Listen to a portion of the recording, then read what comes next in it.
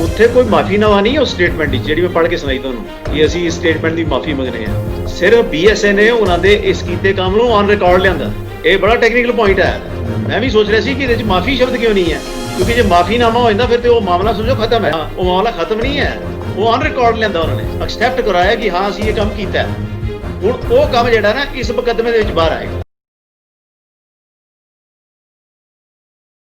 ਸਭ ਤੋਂ ਪਹਿਲਾਂ ਬ੍ਰੇਨ ਔਨ ਟੀਵੀ ਦੇ ਸਾਰੇ ਸਰੋਤਿਆਂ ਨੂੰ ਮੇਰੀ ਤਰਫੋਂ ਵਾਹਿਗੁਰੂ ਜੀ ਕਾ ਖਾਲਸਾ, ਵਾਹਿਗੁਰੂ ਜੀ ਕੀ ਫਤਿਹ। ਅੱਜ ਦੇ ਇਸ ਪ੍ਰੋਗਰਾਮ ਦੇ ਵਿੱਚ ਅਸੀਂ ਗੱਲ ਕਰਾਂਗੇ ਪਿਛਲੇ ਦਿਨਾਂ ਦੇ ਵਿੱਚ ਨਿਊਜ਼ੀਲੈਂਡ ਦੇ ਵਿੱਚ ਵਾਪਰੀ ਇੱਕ ਘਟਨਾ ਨੂੰ ਲੈ ਕੇ, ਜਿਸ ਵਿੱਚ ਇੱਕ ਰੇਡੀਓ ਦੇ ਹੋਸਟ ਦੇ ਉੱਪਰ ਫਿਜ਼ੀਕਲ ਅਸੌਲਟ ਕੀਤਾ ਗਿਆ ਔਰ ਉਹਦੇ ਵਿੱਚ ਉਹਨਾਂ ਨੂੰ ਕਾਫੀ ਸੀਰੀਅਸ ਇੰਜਰੀਜ਼ ਜਿਹੜੀਆਂ ਉਹ ਹੋਈਆਂ। ਤੋ ਇਸ ਘਟਨਾਕ੍ਰਮ ਦੇ ਉੱਪਰ ਗੱਲ ਕਰਨ ਤੋਂ ਪਹਿਲਾਂ ਇਹ ਜ਼ਰੂਰੀ ਹੈ ਇਹ ਜਾਣਨਾ ਕਿ ਇਸ ਘਟਨਾ ਦੇ ਵਾਪਰਨ ਦੇ ਮੁੱਢਲੇ ਕਾਰਨ ਕੀ ਸੀ ਔਰ ਇਹ ਹਮਲਾ ਹੋਇਆ ਕਿਉਂ। ਇਹਦੇ ਵਿੱਚ ਕਾਫੀ ਪਿਛਲੇ ਕੁਝ ਅਰਸੇ ਤੋਂ, ਕੁਝ ਸਾਲਾਂ ਤੋਂ ਇੱਕ ਕਿਸਮ ਦਾ ਸੋਸ਼ਲ ਮੀਡੀਆ ਤੇ ਇੱਕ ਜਿਹੜਾ ਮਾਹੌਲ ਬਣਿਆ ਹੋਇਆ ਸੀ ਉਹਨਾਂ ਪ੍ਰੋਗਰਾਮਸ ਨੂੰ ਲੈ ਕੇ, ਉਹਦੇ ਵਿੱਚ ਇੱਕ ਕਿਸਮ ਦੀ ਬੁਲਿੰਗ ਐਂਡ ਅਬਿਊਜ਼ਸ, ਜਿਹਨੂੰ ਕਿ ਆਪਾਂ ਅਗਰ ਅਸੀਂ ਆਪਣੀ ਜ਼ੁਬਾਨ ਵਿੱਚ ਸਮਝੀਏ ਤੇ ਇੱਕ ਪ੍ਰਕਾਰ ਦੀ ਗੁੰਡਾਗਰਦੀ ਅਤੇ ਔਰ ਸੋਸ਼ਲ ਮੀਡੀਆ ਪਲੇਟਫਾਰਮਸ ਦੀ ਜਿਹੜੀ ਹੈ ਦੁਰਵਰਤੋਂ ਜਿਹੜੀ ਹੋ ਰਹੀ ਸੀ ਔਰ ਇਹ ਦੁਰਵਰਤੋਂ ਕਾਫੀ ਪਾਸਿਓਂ ਹੋ ਰਹੀ ਸੀ। ਜਦੋਂ ਤੱਕ ਉਸ ਆਰਗੇਨਾਈਜੇਸ਼ਨ ਦਾ ਸਵਾਲ ਹੈ, ਉਹ ਆਰਗੇਨਾਈਜੇਸ਼ਨ ਇੱਕ ਰਜਿਸਟਰਡ ਆਰਗੇਨਾਈਜੇਸ਼ਨ ਹੈ ਔਰ ਉਹਦੇ ਵਿੱਚ ਉਹਦੇ ਵੱਲੋਂ ਜਿਹੜੀਆਂ ਕੁਝ ਟਿੱਪਣੀਆਂ ਆ ਰਹੀਆਂ ਸੀ ਉਹ ਇਸ ਰੂਪ ਦੇ ਵਿੱਚ ਆ ਰਹੀਆਂ ਸੀ, ਉਹਨਾਂ ਨੂੰ ਸਿੱਖ ਭਾਈਚਾਰਾ ਇਸ ਰੂਪ ਵਿੱਚ ਲੈ ਰਿਹਾ ਸੀ ਜਿਹਦੇ ਵਿੱਚ ਕੁਝ ਗੈਰ ਜ਼ਿੰਮੇਦਾਰਾਨਾ ਸਟੇਟਮੈਂਟਸ ਜਿਹੜੀਆਂ ਉਹ ਦਿੱਤੀਆਂ ਜਾ ਰਹੀਆਂ ਸੀ। ਜਿਸ ਤਰ੍ਹਾਂ ਕਿ ਗੁਰੂ ਗ੍ਰੰਥ ਸਾਹਿਬ ਜਿਹੜੇ ਨੇ ਇਹ ਗੁਰੂ ਨਹੀਂ ਸਿੱਖਾਂ ਦੇ, ਔਰ ਗੁਰੂ ਗ੍ਰੰਥ ਸਾਹਿਬ ਇੱਕ ਪ੍ਰਕਾਰ ਦਾ ਸਿੱਖਾਂ ਦੇ ਸਿਰ ਤੇ ਮੜ ਦਿੱਤਾ ਗਿਆ। ਗੁਰੂ ਸਾਹਿਬਾਨ ਵੀ ਗੁਰੂ ਨਹੀਂ ਸੀਗੇ। ਦਰਬਾਰ ਸਾਹਿਬ ਅਕਾਲ ਤਖਤ ਮਲਕੀ ਸਰਕਾਰਾਂ ਤੋਂ ਨਹੀਂ ਡਿੱਗਿਆ ਔਰ ਇਹ ਸਾਨੂੰ ਢਾਉਣਾ ਪੈਣਾ, ਲੋਕਾਂ ਦੀ ਮਾਨਸਿਕਤਾ ਦੇ ਵਿੱਚੋਂ ਕੱਢਣਾ ਪੈਣਾ। ਔਰ ਜਿਹੜੇ ਸਿੱਖ ਸ਼ਹੀਦ ਨੇ, ਜਿਸ ਤਰ੍ਹਾਂ ਕਿ ਜਿਵੇਂ ਕਿ ਬਾਬਾ ਦੀਪ ਸਿੰਘ ਜੀ, ਬਾਬਾ ਬੰਦਾ ਸਿੰਘ ਬਹਾਦਰ, ਮਾਤਾ ਸੁੰਦਰੀ ਜੀ ਔਰ ਭਾਈ ਨੰਦ ਲਾਲ ਜੀ, ਇਹਨਾਂ ਸਿੱਖ ਸ਼ਖਸੀਅਤਾਂ ਦੇ ਉੱਪਰ ਜਿਹੜੇ ਨਾ ਉਹ ਅਪਮਾਨਜਨਕ ਜਿਹੜੀਆਂ ਟਿੱਪਣੀਆਂ ਜਾਂ ਅਪਮਾਨਜਨਕ ਕਿੰਤੂ ਪ੍ਰੰਤੂ ਉਹ ਜਿਹੜੇ ਦੇਖਣ ਨੂੰ ਮਿਲ ਰਹੇ ਸੀ। ਇਸ ਤੋਂ ਇਲਾਵਾ ਸਮਾਜਿਕ ਪੱਧਰ ਦੇ ਉੱਪਰ ਔਰਤਾਂ ਦੇ ਪ੍ਰਤੀ ਭੱਦੀਆਂ ਟਿੱਪਣੀਆਂ, ਗਾਲੀ ਗਲੋਚ ਔਰ ਇਹ ਕੀਤਾ ਜਾ ਰਿਹਾ ਸੀ। ਔਰ ਅਨਫੋਰਚੂਨੇਟ ਜਿਹੜਾ ਐਕਸਪੈਕਟ ਸੀ ਇਸ ਗੱਲ ਦਾ ਉਹ ਇਹ ਸੀਗਾ ਕਿ ਇਸ ਗਾਲੀ ਗਲੋਚ ਨੂੰ ਗੁਰਬਾਣੀ ਦੇ ਪ੍ਰਮਾਣ ਵਰਤ ਕੇ ਕੀਤਾ ਜਾ ਰਿਹਾ ਸੀ। ਬਈ ਕਿਸੇ ਨੂੰ ਮੰਨ ਲਓ ਕਿ ਅਗਰ ਕਿਸੇ ਨੂੰ ਗਾਲ ਕੱਢੀ ਹੈ, ਕਿਸੇ ਨੂੰ ਕਮੀਨਾ ਕਿਹਾ, ਹਰਾਮਜ਼ਾਦਾ ਕਿਹਾ, ਹਰਾਮਖੋਰ ਕਿਹਾ, ਤੇ ਉਹਦੇ ਵਿੱਚ ਬਾਣੀ ਦੇ ਹਵਾਲੇ ਵਰਤਣੇ ਸ਼ੁਰੂ ਕਰ ਦਿੱਤੇ, ਕਿਉਂਕਿ ਵੀ ਗੁਰਬਾਣੀ ਵਿੱਚ ਵੀ ਲੋਕਾਂ ਨੂੰ ਗਾਲਾਂ ਕੱਢੀਆਂ ਗਈਆਂ ਨੇ, ਗੁਰੂ ਸਾਹਿਬ ਨੇ ਗਾਲਾਂ ਕੱਢੀਆਂ ਨੇ। ਇਸ ਵਾਸਤੇ ਉਹ ਸ਼ਬਦਾਵਲੀ ਜਿਹੜੀ ਗੁਰੂ ਗ੍ਰੰਥ ਸਾਹਿਬ ਵਿੱਚ ਵਰਤੀ ਗਈ ਹੈ, ਅਸੀਂ ਕਿਸੇ ਨੂੰ ਹਰਾਮਖੋਰ, ਕਿਸੇ ਨੂੰ ਕਮੀਨਾ, ਕਿਸੇ ਨੂੰ ਹਰਾਮਜ਼ਾਦਾ ਕਹਿ ਸਕਦੇ ਹਾਂ। ਔਰ ਇਹ ਸਾਰਾ ਕੁਝ ਕਹਿਣ ਵਾਸਤੇ ਪ੍ਰਮਾਣ ਬਾਣੀ ਦੇ ਦਿੱਤੇ ਜਾ ਰਹੇ ਸੀ ਕਿ ਬਾਣੀ ਦੇ ਵਿੱਚੋਂ ਕੀ ਗਾਲਾਂ ਕੱਢੀਆਂ ਗਈਆਂ ਨੇ, ਇਸ ਕਰਕੇ ਗਾਲਾਂ ਕੱਢਣ ਦਾ ਅਖਤਿਆਰ ਸਾਨੂੰ ਵੀ ਹੈ। ਔਰ ਦੂਜੇ ਪਾਸੇ ਇਹ ਵੀ ਕਿਹਾ ਜਾ ਰਿਹਾ ਸੀ ਕਿ ਸਾਨੂੰ ਆਲ ਟੂਗੈਦਰ ਗੁਰਬਾਣੀ ਦੇ ਪ੍ਰਮਾਣ ਦੇਣ ਦੀ ਵਰਤੋਂ ਹੀ ਬੰਦ ਕਰ ਦੇਣੀ ਚਾਹੀਦੀ ਹੈ, ਗੁਰਬਾਣੀ ਦੀ ਪੰਕਤੀਆਂ ਤੇ ਬੈਨ ਲੱਗ ਜਾਣਾ ਚਾਹੀਦਾ। ਸੋ ਇਹ ਇੱਕ ਬੜਾ ਅਨਫੋਰਚੂਨੇਟ ਜਿਹਾ ਇੱਕ ਸੀਨ ਜਿਹੜਾ ਉਹ ਬਣ ਚੁੱਕਾ ਸੀ, ਜਿਹਦੇ ਵਿੱਚ ਲਾਸਟਲੀ ਜਿਹੜਾ ਇੱਕ ਕਾਰਨ ਜਿਹੜਾ ਬਣਿਆ, ਉਹ ਕਾਰਨ ਇਹ ਬਣਿਆ ਕਿ ਗੁਰੂ ਗੋਬਿੰਦ ਸਿੰਘ ਜੀ ਨੂੰ ਲੈ ਕੇ, ਗੁਰੂ ਸਾਹਿਬ ਨੂੰ ਲੈ ਕੇ ਕੁਝ ਐਸੀ ਟਿੱਪਣੀ ਕੀਤੀ ਗਈ ਜਿਹੜੀ ਕਿ ਇੱਕ ਸਭ्य ਸਮਾਜ ਦੇ ਵਿੱਚ ਇੱਕ ਜ਼ਿੰਮੇਦਾਰ ਆਰਗੇਨਾਈਜੇਸ਼ਨ ਵੱਲੋਂ ਜਿਹੜੀ ਹੈ ਉਹ ਟਿੱਪਣੀ ਬੜੀ ਇੱਕ ਅਨਫੋਰਚੂਨੇਟ ਸੀ ਔਰ ਅਣਸੁਖਾਵੀ ਸੀ। ਔਰ ਉਹ ਟਿੱਪਣੀ ਆਉਣ ਤੋਂ ਬਾਅਦ ਐਸੀ ਟਿੱਪਣੀ ਆਉਣ ਤੋਂ ਬਾਅਦ ਜਿਹੜਾ ਉਹ ਅਚਾਨਕ 2-4 ਦਿਨਾਂ ਦੇ ਵਿੱਚ ਹੀ ਉਹ ਫਿਜ਼ੀਕਲ ਅਸੌਲਟ ਜਿਹੜਾ ਹੋਇਆ। ਔਰ ਫਿਜ਼ੀਕਲ ਅਸੌਲਟ ਦੇ ਵਿੱਚ ਤੇ ਦਾ ਸਪੇਸ ਜਿਹੜਾ ਉਹ ਅੱਜ ਕੱਲ੍ਹ ਤੇ ਉਹਨੂੰ ਕਾਨੂੰਨਨ ਠੀਕ ਤੇ ਨਹੀਂ ਸਮਝਿਆ ਜਾਂਦਾ, ਲੇਕਿਨ ਕਾਨੂੰਨ ਦੇ ਵਿੱਚ ਇੱਕ ਵਰਬਲ ਟਾਈਪ ਦੀ ਜਿਹੜੀ ਵਾਇਲੈਂਸ ਹੈ, ਵਰਬਲ ਟਾਈਪ ਦਾ ਜਿਹੜਾ ਅਬਿਊਜ਼ ਹੈ, ਉਹਨੂੰ ਵੀ ਠੀਕ ਨਹੀਂ ਸਮਝਿਆ ਜਾਂਦਾ। ਫੋਰ ਐਗਜ਼ਾਮਪਲ ਕਿ ਅਸੀਂ ਅਗਰ ਹਿੰਦੁਸਤਾਨ ਦੇ ਘਟਨਾਕ੍ਰਮ ਵਿੱਚ ਦੇਖੀਏ ਤੇ ਕਿਸੇ ਇੱਕ ਕਈ ਵਾਰੀ ਸਟੇਟਮੈਂਟ ਐਸੀ ਵੀ ਹੁੰਦੀ ਹੈ ਜਿਹਦੇ ਵਿੱਚ ਐਜ਼ ਸੱਚ ਕੋਈ ਗੱਲ ਨਹੀਂ ਹੁੰਦੀ, ਕੋਈ ਭੱਦੇ ਸ਼ਬਦ ਨਹੀਂ ਹੁੰਦੇ, ਲੇਕਿਨ ਉਹ ਸਟੇਟਮੈਂਟ ਆਪਣੇ ਆਪ ਵਿੱਚ ਇਤਨੀ ਖਤਰਨਾਕ ਔਰ ਇੱਕ ਗਲਤ ਡਾਇਮੈਂਸ਼ਨ ਦੀ ਹੁੰਦੀ ਹੈ, ਜਿਹਦੇ ਨਾਲ ਇੱਕ ਪ੍ਰਵੋਕ ਜਿਹੜਾ ਉਕਸਾਹਟ ਜਿਹੜੀ ਹੈ ਸਮਾਜ ਦੇ ਵਿੱਚ ਪੈਦਾ ਹੁੰਦੀ ਹੈ। ਔਰ ਉਹ ਸਟੇਟਮੈਂਟਸ ਜਿਹੜੀਆਂ ਨੇ ਉਹ ਗਾਲਾਂ ਨਾਲੋਂ ਵੀ ਵੱਧ ਜਾ ਕੇ ਅੱਗੇ ਤੱਕ ਟਰੈਵਲ ਕਰਦੀਆਂ। ਫੋਰ ਐਗਜ਼ਾਮਪਲ ਕਿ ਇੱਕ ਟਾਈਮ ਕਿਸੇ ਸਮੇਂ ਦੇ ਵਿੱਚ ਕਿਸੇ ਆਗੂ ਨੇ ਇਹ ਗੱਲ ਕਹੀ कि जब बड़ा पेड़ गिरता है तो धरती हिलती है, या न्यूटन का थर्ड लॉ ऑफ मोशन ਜਿਹੜਾ ਉਹ ਪ੍ਰੋਡਿਊਸ ਕੀਤਾ ਗਿਆ ਕਿਸੇ ਵਾਇਲੈਂਸ ਨੂੰ ਜਸਟੀਫਾਈ ਕਰਨ ਸੇ। ਉਹਦੇ ਵਿੱਚ ਕਿਹਾ ਗਿਆ ਕਿ every action has N equal opposite reaction. ਹੁਣ ਇਹਨਾਂ ਦੋਨਾਂ ਸਟੇਟਮੈਂਟਸ ਦੇ ਵਿੱਚ ਕੋਈ ਗੱਲ ਨਜ਼ਰ ਨਹੀਂ ਆ ਰਹੀ, ਲੇਕਿਨ ਇਹ ਸਟੇਟਮੈਂਟਸ ਪ੍ਰੋਵੋਕੇਟਿਵ ਸਨ। ਔਰ ਇਹ ਸਟੇਟਮੈਂਟਸ ਇਤਨੀਆਂ ਪ੍ਰੋਵੋਕੇਟਿਵ ਸਨ ਕਿ ਅੱਜ ਵੀ ਕਿਤੇ ਵੀ ਉਹਨਾਂ ਇਨਸੀਡੈਂਟਸ ਨੂੰ ਲੈ ਕੇ ਉਹ ਚਰਚਾ ਚੱਲਦੀ ਹੈ ਤੇ ਇਹਨਾਂ ਸਟੇਟਮੈਂਟਸ ਦਾ ਹਵਾਲਾ ਜਿਹੜਾ ਉਹ ਦਿੱਤਾ ਜਾਂਦਾ ਕਿ ਵੀ ਕਿਸੇ ਟਾਈਮ ਕਿਸੇ ਆਗੂ ਨੇ ਇਹਨਾਂ ਸਟੇਟਮੈਂਟਸ ਨੂੰ ਦੇ ਕੇ ਹਿੰਸਾ ਨੂੰ ਭੜਕਾਇਆ ਸੀ, ਭੀੜ ਨੂੰ ਉਕਸਾਇਆ ਸੀ, ਔਰ ਜਿਹਦੇ ਸਿੱਟੇ ਵਜੋਂ ਕਾਫੀ ਲਾਅ ਐਂਡ ਆਰਡਰ ਸਥਿਤੀ ਜਿਹੜੀ ਆ ਉਤਪੰਨ ਹੋਈ ਔਰ ਕਾਫੀ ਜਿਹੜੀਆਂ ਜਾਨਾਂ ਗਈਆਂ। ਇਸ ਤਰ੍ਹਾਂ ਦੀ ਚਰਚਾ ਸਾਡੇ ਅਕਸਰ ਸਾਨੂੰ ਪੜ੍ਹਨ ਨੂੰ ਸੁਣਨ ਨੂੰ ਔਰ ਮਿਲਦੀ ਹੈ, ਇਹ ਕਿਹਾ ਜਾਂਦਾ। ਔਰ ਦੂਸਰੀ ਗੱਲ ਇਹ ਹੈ ਕਿ ਅਨਫੋਰਚੂਨੇਟਲੀ ਇਹ ਸਾਰੇ ਜੋ ਘਟਨਾਕ੍ਰਮ ਵਾਪਰ ਰਿਹਾ ਸੀ ਉਹਦੇ ਵਿੱਚ ਸਾਡੇ ਕੁਝ ਪ੍ਰਚਾਰਕ ਜਿਹੜੇ ਨੇ ਉਹ ਉਸ ਨੂੰ ਆਪਣਾ ਨਾ ਬਲਕਿ ਖਾਮੋਸ਼ ਸਮਰਥਨ ਦੇ ਰਹੇ ਸੀ, ਬਲਕਿ ਉਹਨਾਂ ਗੱਲਾਂ ਨੂੰ ਹੀ ਕਿਸੇ ਦੂਸਰੇ ਢੰਗ ਦੇ ਨਾਲ 1-2 ਦਿਨ ਦੇ ਗੈਪ ਦੇ ਬਾਅਦ ਇੱਥੇ ਵੀ ਰਿਪੀਟ ਕਰ ਰਹੇ ਸੀ, ਜਿਹਦੇ ਨਾਲ ਇਹ ਗੱਲਾਂ ਜਿਹੜੀਆਂ ਉਹ ਫਲੇਅਰ ਅਪ ਹੁੰਦੀਆਂ ਗਈਆਂ। ਹੁਣ ਇਹਦੇ ਵਿੱਚ ਇੱਕ ਗੱਲ ਵਿਚਾਰਨ ਵਾਲੀ ਹੈ ਕਿ ਜਿਸਲੇ ਵੀ ਕੋਈ ਹੋਸਟ ਫੋਰਨ ਲੈਂਡ ਤੇ ਬੈਠਾ, ਕੋਈ ਆਰਗੇਨਾਈਜ਼ਡ ਹੋਸਟ, ਦੇਖੋ ਸੋਸ਼ਲ ਮੀਡੀਆ ਦੇ ਉੱਪਰ, ਫੇਸਬੁੱਕ ਦੇ ਉੱਪਰ ਕੋਈ ਗੈਰ ਜ਼ਿੰਮੇਦਾਰਾਨਾ ਬੰਦਾ ਜਾਂ ਕੋਈ ਇੰਡੀਵਿਜੂਅਲ ਬੰਦਾ ਅਗਰ ਕੋਈ ਟਿੱਪਣੀ ਕਰਦਾ, ਅਗਰ ਉਹ ਭੱਦੀ ਟਿੱਪਣੀ ਕਰਦਾ, ਉਹ ਵੀ ਗਲਤ ਹੈ।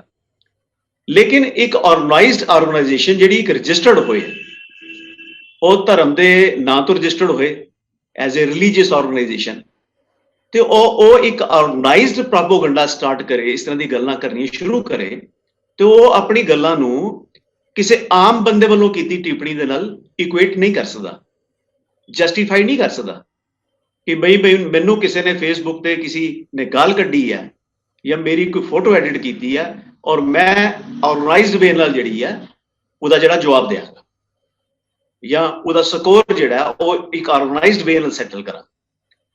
ਸੋ ਇਹ ਜਿਹੜੀ ਹੈ ਇਹ ਇਸ ਕਿਸਮ ਦਾ ਸੀਨ ਜਿਹੜਾ ਕ੍ਰੀਏਟ ਹੋ ਚੁੱਕਾ ਸੀ।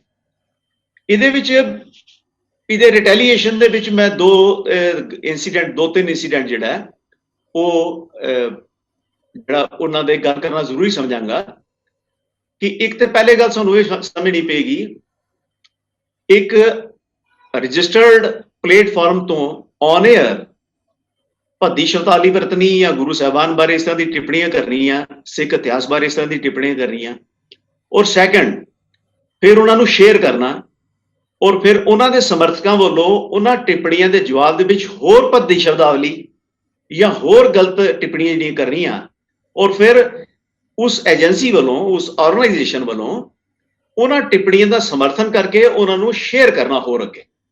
ਤਾਂ ਸਾਰਾ ਸੀਨ ਇਹ ਬਣ ਰਿਹਾ ਸੀ ਕਿ ਬੜੇ ਆਰਗੇਨਾਈਜ਼ਡ ਲੈਵਲ ਨਾਲ ਇਹ ਪ੍ਰੋਵੋਕੇਟਿਵ ਜਿਹੜਾ ਮਾਹੌਲ ਹੈ, ਇੱਕ ਵਰਬਲ ਵਾਇਲੈਂਸ ਜਿਹੜੀ ਹੈ, ਇੱਕ ਸਮਾਜ ਦੇ ਵਿੱਚ ਇੱਕ ਇਨਸਾਈਟਮੈਂਟ ਜਿਹੜੀ ਹੈ, ਉਹ ਇੰਸਟੀਗੇਸ਼ਨ ਜਿਹੜੀ ਹੈ, ਉਕਸਾਹਟ ਜਿਹੜੀ ਹੈ, ਉਹਨੂੰ ਪ੍ਰੋਵੋਕ ਕੀਤਾ ਜਾ ਰਿਹਾ ਸੀ। ਹੁਣ ਇਹ ਮਾਮਲਾ ਜਿਹੜਾ ਇਹਦੇ ਵਿੱਚ ਤਿੰਨ ਐਗਜ਼ਾਮਪਲਾਂ ਬਹੁਤ ਜਿਹੜੀਆਂ ਜ਼ਰੂਰੀ ਨੇ, ਇੰਪੋਰਟੈਂਟ ਕੰਸੀਡਰ ਕਰਨੀ ਹੈ। ਮੇਰਾ ਉਹਦੇ ਪ੍ਰਤੀ ਕੀ ਨਿੱਜੀ ਵਿਊ ਹੈ, ਕਿਸੇ ਦਾ ਨਿੱਜੀ ਵਿਊ ਕੀ ਹੈ, ਕਿਸੇ ਫੇਸਬੁੱਕ ਤੇ ਕਮੈਂਟਸ ਕਰਨ ਵਾਲਾ ਉਹਦੀ ਰਿਟੈਲੀਏਸ਼ਨ, ਉਹਦੇ ਜਵਾਬ ਵਿੱਚ ਕੀ ਕਹਿ ਰਿਹਾ, ਇਹਨੂੰ ਅਸੀਂ ਛੱਡ ਦਈਏ। ਅਸੀਂ ਉਹ ਗੱਲਾਂ ਕਰੀਏ ਜਿਹੜੀਆਂ ਬਾਕਾਇਦਾ ਕਾਨੂੰਨੀ ਤੌਰ ਤੇ ਹੈਪਨਸ ਹੋਈਆਂ। ਤਿੰਨ ਇੰਸੀਡੈਂਟ ਕਾਨੂੰਨੀ ਤੌਰ ਦੇ ਉੱਪਰ ਜਿਹੜੇ ਉਹ ਵਾਪਰੇ, ਉਹਨਾਂ ਦੇ ਉੱਪਰ ਧਿਆਨ ਦੇਣਾ ਬਹੁਤ ਜ਼ਰੂਰੀ ਹੈ। ਪਹਿਲਾ ਇੰਸੀਡੈਂਟ ਇਹ ਵਾਪਰਿਆ ਕਿ ਉਸ ਪਲੇਟਫਾਰਮ ਦਾ ਇੱਕ ਮੁੱਢਲਾ ਮੈਂਬਰ ਉਹ ਇੰਡੀਆ ਦੇ ਵਿੱਚ ਆਇਆ। ਉਹ ਇੰਡੀਆ ਵਿੱਚ ਆਏ ਜਿਸਲੇ ਤੇ ਉਹਨਾਂ ਦੇ ਖਿਲਾਫ 295A ਦਾ ਪਰਚਾ ਹੋ ਗਿਆ। ਔਰ 295A ਦੇ ਪਰਚੇ ਦੇ ਵਿੱਚ ਉਹਨਾਂ ਨੇ ਉਸ ਪਰਚੇ ਦੇ ਵਿੱਚ ਇੱਕ ਕੰਪਰੋਮਾਈਜ਼ ਕਾਇਨ ਆਊਟ ਕੀਤਾ। ਉਹ ਕੰਪਰੋਮਾਈਜ਼ ਕਾਇਨ ਆਊਟ ਕਰਨ ਦੇ ਬਾਅਦ ਉਹਨਾਂ ਨੇ ਆਪਣੀ ਫੇਸਬੁੱਕ ਤੇ ਉੱਪਰ ਪੋਸਟ ਪਾਈ। ਉਸ ਆਰਗੇਨਾਈਜੇਸ਼ਨ ਨੇ ਜਿਹੜੀ ਫੋਰਨ ਲੈਂਡ ਤੋਂ ਆਪਰੇਟ ਕਰ ਰਹੀ ਸੀ, ਉਹਨੇ ਪੋਸਟ ਪਾਈ, ਇੱਕ ਪ੍ਰਕਾਰ ਦਾ ਮਾਫੀਨਾਮਾ ਪਾਇਆ ਕਿ ਮੈਂ ਬੜੀਆਂ ਗੁਰੂ ਸਾਹਿਬਾਨ ਦੇ ਬਾਰੇ ਇਸ ਤਰ੍ਹਾਂ ਦੀਆਂ ਗਲਤ ਕਿਸਮ ਦੀਆਂ ਪੋਸਟਾਂ ਪਾਉਂਦਾ ਰਿਹਾ, ਮੈਂ ਸਾਰੀਆਂ ਪੋਸਟਾਂ ਡਿਲੀਟ ਕਰ ਰਿਹਾ ਔਰ ਮੈਂ ਅੱਜ ਤੋਂ ਬਾਅਦ ਇਸ ਚੀਜ਼ ਦੀ ਮਾਫੀ ਮੰਗਣਾ ਔਰ ਇਸ ਚੀਜ਼ ਨੂੰ ਐਕਸੈਪਟ ਕਰਨਾ ਕਿ ਮੈਂ ਅੱਜ ਤੋਂ ਬਾਅਦ ਗੁਰੂ ਸਾਹਿਬਾਨ ਬਾਰੇ ਇਸ ਤਰ੍ਹਾਂ ਦੀ ਪੋਸਟਾਂ ਨਹੀਂ ਪਾਵਾਂਗਾ। ਇਹ ਇੱਕ ਲੀਗਲ ਕਾਰਵਾਈ ਦੇ ਰਿਸਪੌਂਸ ਦੇ ਵਿੱਚ ਇਹ ਪੋਸਟ ਜਿਹੜੀ ਹੈ ਸਾਹਮਣੇ ਆਈ ਔਰ ਉਹ ਲੀਗਲ ਕਾਰਵਾਈ ਇੰਡੀਆ ਦੇ ਵਿੱਚ ਹੋਈ। ਔਰ ਫਿਰ ਉਹ ਸੱਜਣ ਜਿਹੜਾ ਉਹ ਵਾਪਸ ਗਿਆ ਔਰ ਫਿਰ ਦੁਬਾਰਾ ਉਸ ਰੇਡੀਓ ਪਲੇਟਫਾਰਮ ਦੇ ਉੱਪਰ ਉਹ ਦੁਬਾਰਾ ਨਹੀਂ ਆਇਆ ਐਜ਼ ਪਰ ਕਮਿਟਮੈਂਟ। ਇੱਕ ਇੰਸੀਡੈਂਟ ਇਹ ਵਾਪਰਿਆ। ਹੁਣ ਦੂਸਰਾ, ਜਿਸ ਵੇਲੇ ਇਹ ਇੰਸੀਡੈਂਟ ਵਾਪਰਿਆ ਤੇ ਉਸ ਲਈ ਇਹ ਕਿਹਾ ਗਿਆ ਕੁਝ ਬੰਦਿਆਂ ਵੱਲੋਂ ਵੀ 295 ਦਾ ਅਬਿਊਜ਼ ਇੰਡੀਆ 'ਚ ਬੰਦ ਹੋਣਾ ਚਾਹੀਦਾ। 295 ਇੱਕ ਅਬਿਊਸਿਵ ਕਲਾਸ ਹੈ ਆਫ ਇੰਡੀਅਨ ਕਨਸਟੀਟਿਊਸ਼ਨ। ਔਰ ਇਹ ਉਹ ਲੋਕ ਕਹਿਣ ਲੱਗੇ ਜਿਹੜੇ ਕਿ ਇੰਡੀਅਨ ਡੈਮੋਕ੍ਰੇਸੀ ਦੀ ਕਾਫੀ ਇਹ ਦਰਸਾਉਂਦੇ ਨੇ ਕਿ ਅਸੀਂ ਇੰਡੀਅਨ ਡੈਮੋਕ੍ਰੇਸੀ ਦੀ ਬੜੀ ਰਿਸਪੈਕਟ ਕਰਨੇ ਆ ਤੇ ਉਹਨਾਂ ਨੂੰ ਇਸ ਕਾਨੂੰਨ ਦੀ ਵੀ ਰਿਸਪੈਕਟ ਜਿਹੜੀ ਹੈ ਉਹ ਕਰਨੀ ਚਾਹੀਦੀ ਸੀ। ਲੇਕਿਨ ਉਹਨਾਂ ਨੇ ਆਪਣੇ ਆਪ ਨੂੰ ਜਸਟੀਫਾਈ ਕਰਨ ਸੇ ਜਾਂ ਉਹਨਾਂ ਦੇ ਕੁਝ ਸਮਰਥਕਾਂ ਨੇ 295 ਇਹਦੇ ਉੱਪਰ ਵੀ ਕਿੰਤੂ ਚੁੱਕੇ ਬਈ ਇਹਦਾ ਇਸ ਕਲਾਸ ਦਾ ਅਬਿਊਜ਼ ਹੁੰਦਾ। ਇਹ ਕਹਿਣ ਦੀ ਆਜ਼ਾਦੀ ਦੇ ਵਿੱਚ ਜਿਹੜਾ ਉਹ ਇੱਕ ਆਬਸਟੈਕਲ ਹੈ, ਫਰੀडम ਆਫ ਸਪੀਚ ਦੇ ਵਿੱਚ ਇੱਕ ਆਬਸਟੈਕਲ ਹੈ। ਜਦ ਕਿ ਇਹ ਲੋਕ ਕਹਿਣ ਵਾਲੇ ਆਪਣੇ ਚੈਨਲਾਂ ਦੇ ਥੱਲੇ ਕਮੈਂਟਸ ਨੂੰ ਬਲੌਕ ਕਰਕੇ ਰੱਖਦੇ ਨੇ ਕਿ ਅਸੀਂ ਜੋ ਕੁਝ ਪਾ ਰਹੇ ਹਾਂ ਮਟੀਰੀਅਲ ਉਹਦੇ ਉੱਪਰ ਸਾਡੇ ਤੋਂ ਅਸਹਿਮਤ ਬੰਦਾ ਕੋਈ ਵੀ ਕਮੈਂਟ ਨਾ ਕਰ ਪਾਏ। ਇਸ ਵਾਸਤੇ ਉਹਨਾਂ ਨੇ ਆਪਣੇ ਨਾਲੋਂ ਅਸਹਿਮਤ ਬੰਦਿਆਂ ਦੇ ਕਮੈਂਟਸ ਬਲੌਕ ਕੀਤੇ ਨੇ। They don't give freedom to their opposite point of view. एक चीज आ गई है। सेकंड, एक बड़ा इंपॉर्टेंट दो इंसिडेंट वापरे और वापरे कि कुछ स्टेटमेंट्स ऐसियां उस प्लेटफॉर्म तो आईयां जिहदे विच लीगल कार्रवाई हुई न्यूजीलैंड के अंदर ही। उस लीगल कार्रवाई जिहड़ी है वो ब्रॉडकास्टिंग स्टैंडर्ड अथॉरिटी जिहड़ी ऑफ न्यूजीलैंड है ਉਹਦੀ ਕਚਹਿਰੀ ਦੇ ਵਿੱਚੋਂ 2 ਕੇਸ ਗਏ। ਉਹ ਜਿਹੜੇ 2 ਕੇਸ ਗਏ ਤੇ ਉਸ ਪਹਿਲੇ ਕੇਸ ਦੇ ਵਿੱਚ ਇਹ ਪਾਇਆ ਗਿਆ ਬ੍ਰੌਡਕਾਸਟਿੰਗ ਅਥਾਰਟੀ ਵੱਲੋਂ ਉਹਨਾਂ ਨੂੰ ਮੌਕਾ ਦਿੱਤਾ ਗਿਆ ਵੀ ਤੁਸੀਂ ਵੀ ਆਪਣੀ ਸਫਾਈ ਦੇ ਵਿੱਚ ਕਹੋ, ਤੁਹਾਡੇ ਤੇ ਇਲਜ਼ਾਮ ਲੱਗੇ ਨੇ ਕਿ ਤੁਸੀਂ ਕੁਝ ਵੂਮਨ ਅਬਿਊਜ਼ ਕੀਤਾ ਔਰ ਤੁਸੀਂ ਕੁਝ ਲੋਕਾਂ ਦੇ ਬਾਰੇ ਚ ਨਿੱਜੀ ਟਿੱਪਣੀਆਂ ਕੀਤੀਆਂ ਨੇ ਜਿਹੜੀਆਂ ਕਿ ਅਨਡਿਜ਼ਾਇਰੇਬਲ ਸੀਗੀਆਂ, ਇਹਦੇ ਬਾਰੇ ਆਪਣੀ ਸਫਾਈ ਦਿਓ। तो उस प्लेटफॉर्म ने अपने उस एप्रोप्रिएट अथॉरिटी को जाके अपना पक्ष पेश किया। दोनों पक्षां नूं चंगी तरह घोखण ते सुणन दे बाद प्रोविजनल फैसला आया। प्रोविजनल फैसले दे उपर फिर इनवाइट कीतियां गईयां ऑब्जैक्शनस, पॉइंट ऑफ व्यू मंगिया गया दोनों पार्टियां दा। उहदे बाद लास्ट ही जिहड़ा डिसीजन होया उहदे विच उस प्लेटफॉर्म नूं दोषी पाया गया और उहदे दोष दे विच उहनां नूं इह ऑर्डर कीता गया कि तुसी एक माफीनामा जिहड़ा वो अपने इस प्लेटफॉर्म तो प्रसारित करो अपने ਸਰੋਤਿਆਂ ਵਾਸਤੇ ਤੇ ਆਪਣੇ ਦਰਸ਼ਕਾਂ ਵਾਸਤੇ ਕਿ ਤੁਸੀਂ ਆਪਣੀ ਇਹਨਾਂ ਐਕਸ਼ਨਸ ਇਹਨਾਂ ਨੂੰ ਵੂਮਨ ਅਬਿਊਜ਼ ਕੀਤਾ। ਔਰ ਬੜੀ ਵਿਚਿੱਤਰ ਗੱਲ ਸੀ ਕਿ ਇਹ ਇੱਕ ਰਿਲੀਜੀਅਸ ਆਰਗੇਨਾਈਜੇਸ਼ਨ ਦੇ ਨਾਂ ਤੇ ਇੱਕ ਏਜੰਸੀ ਜਿਹੜੀ ਉਹ ਖੋਲੀ ਗਈ। Agency mean by law of New Zealand ਕੋਈ ਵੀ ਐਸਾ ਪਲੇਟਫਾਰਮ ਜਾਂ ਕੋਈ ਵੀ ਬੰਦਾ ਉਹਨੂੰ ਐਸੇ ਮਾਮਲਿਆਂ ਵਿੱਚ ਜਿਹੜਾ ਉਹਨਾਂ ਦਾ 1961 ਦਾ ਕ੍ਰਿਮੀਨਲ ਐਕਟ ਹੈ ਉਹਦੇ ਵਿੱਚ ਕਿਸੇ ਨੂੰ ਵੀ ਚਾਹੇ ਉਹ ਬੰਦਾ ਹੋਏ ਚਾਹੇ ਉਹ ਆਰਗੇਨਾਈਜ਼ ਰਜਿਸਟਰਡ ਬੋਡੀ ਹੋਏ ਉਹਨੂੰ ਏਜੰਸੀ ਕਿਹਾ ਜਾਂਦਾ। ਸੋ ਉਸ ਏਜੰਸੀ ਨੂੰ ਰੈਪਰੀਮਾਂਡ ਕੀਤਾ ਗਿਆ ਔਰ ਉਹਨੇ ਆਪਣਾ ਮਾਫੀਨਾਮਾ ਪ੍ਰਸਾਰਿਤ ਕੀਤਾ ਉਸ ਵੂਮਨ ਅਬਿਊਜ਼ ਦੇ ਮਾਮਲੇ ਵਿੱਚ। ਸੈਕੰਡ, होर ही बड़ा इंपॉर्टेंट जिहड़ा इंसीडेंट वापरिया ਉਹਦੇ ਵਿੱਚ ਉਸ ਪਲੇਟਫਾਰਮ ਤੋਂ ਕਿਸੇ ਕਮਿਊਨਿਟੀ ਦੇ ਅੰਦਰ ਕੁਝ ਬੰਦਿਆਂ ਨੂੰ ਥ੍ਰੈਟਨ ਕੀਤਾ ਗਿਆ ਕਿ ਅਸੀਂ ਇੱਕ ਗਰੁੱਪ ਬਣਾਵਾਂਗੇ 500 ਬੰਦਿਆਂ ਦਾ ਔਰ ਪੁਲਿਸ ਵੀ ਸਾਡੇ ਜਾਣਕਾਰ ਹੈ ਔਰ ਤੁਸੀਂ ਕੁਝ ਅਰਸਾ ਠਹਿਰ ਜਾਓ ਔਰ 1 ਸਾਲ ਦੇ ਵਿੱਚ ਅਸੀਂ ਜਿਹੜਾ ਉਹ ਆਪਣਾ ਕਰਕੇ ਘਰੋਂ ਕੱਢ ਕੇ ਬੰਦਿਆਂ ਨੂੰ ਅਸੀਂ ਠੀਕ ਕਰਾਂਗੇ। ਬਾਕੀ ਇਸ ਤਰ੍ਹਾਂ ਦੀ ਉਹਦੇ ਵਿੱਚ ਉਹਦਾ ਲਬੋ-ਲੁਆਬ ਜਿਹੜਾ ਉਹ ਇਸ ਕਿਸਮ ਦਾ ਸੀ। ਤੇ ਇਹਦੇ ਰਿਸਪੌਂਸ ਦੇ ਵਿੱਚ ਫਿਰ ਕਿਸੇ ਬੰਦੇ ਨੇ ਇੱਕ ਲੀਗਲ ਰਸਤਾ ਅਖਤਿਆਰ ਕੀਤਾ, ਵਾਇਲੈਂਟ ਰਸਤਾ ਅਖਤਿਆਰ ਨਹੀਂ ਕੀਤਾ, ਲੀਗਲ ਰਸਤਾ ਅਖਤਿਆਰ ਕੀਤਾ। ਉਹਨੇ ਫਿਰ ਬ੍ਰੌਡਕਾਸਟਿੰਗ ਸਟੈਂਡਰਡ ਅਥਾਰਟੀ ਕੋਲੋਂ ਫਿਰ ਅਪਰੋਚ ਕੀਤਾ ਕਿ ਬਈ ਇਹ ਜਿਹੜੀ ਇਹ ਇਨਸਾਈਟਮੈਂਟ ਕੀਤੀ ਜਾ ਰਹੀ ਹੈ ਔਰ ਇਹ ਥ੍ਰੈਟਨਿੰਗ ਕੀਤੀ ਜਾ ਰਹੀ ਹੈ ਇੱਕ ਐਸੇ ਪਲੇਟਫਾਰਮ ਵੱਲੋਂ ਜਿਹੜਾ ਕਿ ਬ੍ਰੌਡਕਾਸਟਿੰਗ ਸਟੈਂਡਰਡ ਅਥਾਰਟੀ ਕੋਲੋਂ ਰਜਿਸਟਰਡ ਹੈ ਔਰ ਫॉर ਰਿਲੀਜੀਅਸ ਪਰਪਸ ਰਜਿਸਟਰਡ। ਤੇ ਉਹਦੇ ਵਿੱਚ ਬੜਾ ਇੰਪੋਰਟੈਂਟ ਫੈਸਲਾ ਆਇਆ। ਉੱਥੇ ਵੀ ਉਹੀ ਪ੍ਰੋਸੈਸ ਚੱਲਿਆ ਕਿ ਦੋਨੋਂ ਪਾਰਟੀਆਂ ਨੂੰ ਸੁਣਿਆ ਗਿਆ। ਜਿਹੜਾ ਬ੍ਰੌਡਕਾਸਟਿੰਗ ਪਾਰਟੀ ਸੀ ਉਹਨੂੰ ਪੂਰਾ ਮੌਕਾ ਦਿੱਤਾ ਗਿਆ ਆਪਣੀ ਗੱਲ ਆਪਣੇ ਪੱਖ ਦੇ ਵਿੱਚ ਆਪਣੀਆਂ ਗੱਲਾਂ ਪੇਸ਼ ਕਰਨ ਦਾ ਆਪਣੀ ਸਵਾਈ ਵਿੱਚ। ਔਰ ਦੋਨਾਂ ਪੱਖਾਂ ਨੂੰ ਸੁਣਨ ਤੋਂ ਬਾਅਦ ਜੋ ਕੋਰਟ ਨੇ ਫੈਸਲਾ ਦਿੱਤਾ ਉੱਥੋਂ ਦੀ ਜਿਹੜੀ ਬ੍ਰੌਡਕਾਸਟਿੰਗ ਅਥਾਰਟੀ ਨੇ, ਉਹ ਫੈਸਲਾ ਬਹੁਤ ਹੀ ਇੰਪੋਰਟੈਂਟ ਹੈ। ਮੈਂ ਉਸ ਫੈਸਲੇ ਦੀ ਜਿਹੜੀ ਇੱਕ ਪੋਸੀਬਲ ਜਿਹੜਾ ਪੰਜਾਬੀ ਤਰਜਮਾ ਹੈ ਉਹ ਮੈਂ ਇੱਥੇ ਪੜ੍ਹ ਕੇ ਸੁਣਾ ਦਿੰਦਾ। ਔਰ ਵੈਸੇ ਉਹਨਾਂ ਦੀ ਵੈਬਸਾਈਟ ਦੇ ਉੱਪਰ ਜਾ ਕੇ ਸਾਰੇ ਸਰੋਤੇ ਉਸ ਫੈਸਲੇ ਦੀ ਇੰਗਲਿਸ਼ ਟ੍ਰਾਂਸਲੇਸ਼ਨ ਨੂੰ ਵੀ ਪੜ੍ਹ ਸਕਦੇ ਨੇ। ਔਰ ਈਵਨ ਕਿ ਉਸ ਪਲੇਟਫਾਰਮ ਦੇ ਵੈਬਸਾਈਟ ਤੋਂ ਜਿਹੜੇ ਉਹ ਦੁਬਾਰਾ ਅਥਾਰਟੀ ਨੇ ਫੈਸਲਾ ਕੀਤਾ ਕਿ ਤੁਸੀਂ ਇੱਕ ਸਟੇਟਮੈਂਟ ਬ੍ਰੌਡਕਾਸਟ ਕਰੋਗੇ ਪੰਜਾਬੀ ਵਿੱਚ ਵੀ ਤੇ ਇੰਗਲਿਸ਼ ਵਿੱਚ ਵੀ, ਔਰ ਉਸੇ ਟਾਈਮ ਬ੍ਰੌਡਕਾਸਟ ਕਰੋਗੇ ਜਿਸ ਟਾਈਮ ਤੁਸੀਂ ਉਹ ਧਮਕੀਪੂਰਨ ਗੱਲਾਂ, ਉਹ ਵਾਇਲੈਂਟ ਗੱਲਾਂ ਆਪਣੇ ਰੇਡੀਓ ਤੋਂ ਪ੍ਰਸਾਰਿਤ ਕੀਤੀਆਂ ਸੀ। ਤੇ ਉਹ ਪ੍ਰਸਾਰਨ ਫਿਰ ਉਸੇ ਟਾਈਮ ਇੱਕ ਸ਼ਾਇਦ ਜੂਨ ਦੀ ਗੱਲ ਹੈ, ਇसी ਸਾਲ ਪਿਛਲੇ ਜੂਨ ਦੀ ਗੱਲ ਹੈ, ਜੂਨ ਔਰ ਜੁਲਾਈ ਚੈੱਕ ਕਰ ਸਕਦੇ ਨੇ ਲੋਕ ਸਰੋਤੇ। ਉਹਦੇ ਵਿੱਚ ਉਹ ਸਟੇਟਮੈਂਟ ਦਿੱਤੀ ਗਈ ਔਰ ਸਟੇਟਮੈਂਟ ਦਾ ਪੰਜਾਬੀ ਤਰਜਮਾ ਮੈਂ ਪੜ੍ਹ ਕੇ ਸੁਣਾ ਦਿੰਦਾ। ਉਹਦਾ ਪੰਜਾਬੀ ਤਰਜਮਾ ਪੋਸੀਬਲ ਇਸ ਤਰ੍ਹਾਂ ਹੈ, ਇੱਕ ਹੌਨੈਸਟ ਉਹਦੀ ਟਰੂਥ ਫੇਥਫੁਲ ਟ੍ਰਾਂਸਲੇਸ਼ਨ ਇਸ ਤਰ੍ਹਾਂ ਹੈ। ਪਿਛਲੇ ਸਾਲ 27 ਜੁਲਾਈ ਨੂੰ ਰੇਡੀਓ ਤੇ ਇਸ ਪ੍ਰੋਗਰਾਮ ਨੇ ਕੁਝ ਟਿੱਪਣੀਆਂ ਪ੍ਰਸਾਰਿਤ ਕੀਤੀਆਂ ਜਿਨ੍ਹਾਂ ਨੂੰ ਪ੍ਰਸਾਰਨ ਦੇ ਢੰਗ, ਸਵਾਦ ਅਤੇ ਸ਼ਿਸ਼ਟਾਚਾਰ, ਕਾਨੂੰਨ ਵਿਵਸਥਾ ਅਤੇ ਹਿੰਸਾ ਸੰਬੰਧਿਤ ਮਿਆਰਾਂ ਦੀ ਉਲੰਘਣਾ ਵਿੱਚ ਪਾਇਆ ਗਿਆ। ਟਿੱਪਣੀਆਂ ਨੇ ਪੰਜਾਬ ਦੀਆਂ ਹਿੰਸਕ ਘਟਨਾਵਾਂ ਬਦਲੇ ਹਿੰਸਕ ਜਵਾਬ ਦੇਣ ਲਈ ਕਿਹਾ ਗਿਆ। ਬ੍ਰੌਡਕਾਸਟਿੰਗ ਸਟੈਂਡਰਡ ਅਥਾਰਟੀ ਨੇ ਪਾਇਆ ਕਿ ਟਿੱਪਣੀਆਂ ਸੰਕੇਤਕ ਮਾਤਰ ਨਹੀਂ, ਬਲਕਿ ਇੱਕ ਸਕੈਚ ਟਾਈਪ ਨਹੀਂ ਸੀ ਉਹ ਟਿੱਪਣੀਆਂ, ਬਲਕਿ ਸੰਗੀਨ ਅਤੇ ਟੀਚਾਪੂਰਨ ਟਿੱਪਣੀਆਂ ਸਨ। ਅਥਾਰਟੀ ਨੇ ਆਯੋਜਿਤ ਕੀਤਾ ਕਿ ਇਹ ਸਮਾਜ ਦੀਆਂ ਉਮੀਦਾਂ ਤੋਂ ਪਰੇ ਸਨ ਅਤੇ ਵੱਡੇ ਪੈਮਾਨੇ ਤੇ ਗੈਰ ਜ਼ਰੂਰੀ ਅਪਰਾਧ ਜਾਂ ਪਰੇਸ਼ਾਨੀ ਉਤਪੰਨ ਕਰਨ ਦੀ ਸੰਭਾਵਨਾ ਦੇ ਯੋਗ ਸਨ। ਇਹ ਹਿੰਸਾ ਜਾਂ ਬੇਰਹਿਮੀ ਨੂੰ ਉਤਸ਼ਾਹਿਤ ਕਰਨ ਵਾਲੀਆਂ ਅਤੇ ਕਾਨੂੰਨ ਪ੍ਰਤੀ ਵਿਆਪਕ ਤੌਰ ਤੇ ਸਾਂਝੇ ਕੀਤੇ ਗਏ ਨਿਊਜ਼ੀਲੈਂਡ ਦੇ ਸਮਾਜਿਕ ਮਿਆਰਾਂ ਦੇ ਸਤਿਕਾਰ ਨੂੰ ਸਰਗਰਮੀ ਨਾਲ ਕਮਜ਼ੋਰ ਕਰਨ ਦੀ ਸੰਭਾਵਨਾ ਯੋਗ ਹਨ।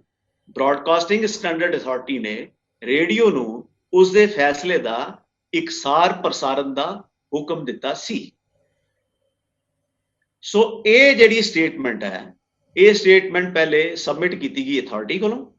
ਅਥਾਰਟੀ ਨੇ ਇਸ ਸਟੇਟਮੈਂਟ ਨੂੰ ਅਪਰੂਵ ਕੀਤਾ ਔਰ ਇਹੀ ਪਾਬੰਦੀ ਲਗਾਈ ਕਿ ਤੁਸੀਂ ਠੀਕ ਇਹੀ ਸਟੇਟਮੈਂਟ ਜਿਹੜੀ ਹੈ ਉਹ ਆਪਣੇ ਉਸ ਪਲੇਟਫਾਰਮ ਤੋਂ ਪ੍ਰਸਾਰਿਤ ਕਰਨੀ ਹੈ। ਹੁਣ ਇਹਦੇ ਵਿੱਚ ਬੜੀ ਇੰਪੋਰਟੈਂਟ ਗੱਲ ਹੈ ਕਿਉਂਕਿ ਨਿਊਜ਼ੀਲੈਂਡ ਦੇ ਜਿਹੜਾ ਕਾਨੂੰਨ ਹੈ ਉਹ ਉਹਦਾ ਜਿਹੜਾ 69 ਜਿਹੜੀ ਧਾਰਾ ਹੈ ਉਹ ਕ੍ਰਿਮੀਨਲ ਐਕਟ ਦੀ ਆਫ 1961 ਦਾ ਜਿਹੜਾ ਕ੍ਰਿਮੀਨਲ ਐਕਟ ਹੈ ਉਹਦੀ ਜਿਹੜੀ ਧਾਰਾ 69 ਹੈ, ਉਹਦੇ ਵਿੱਚ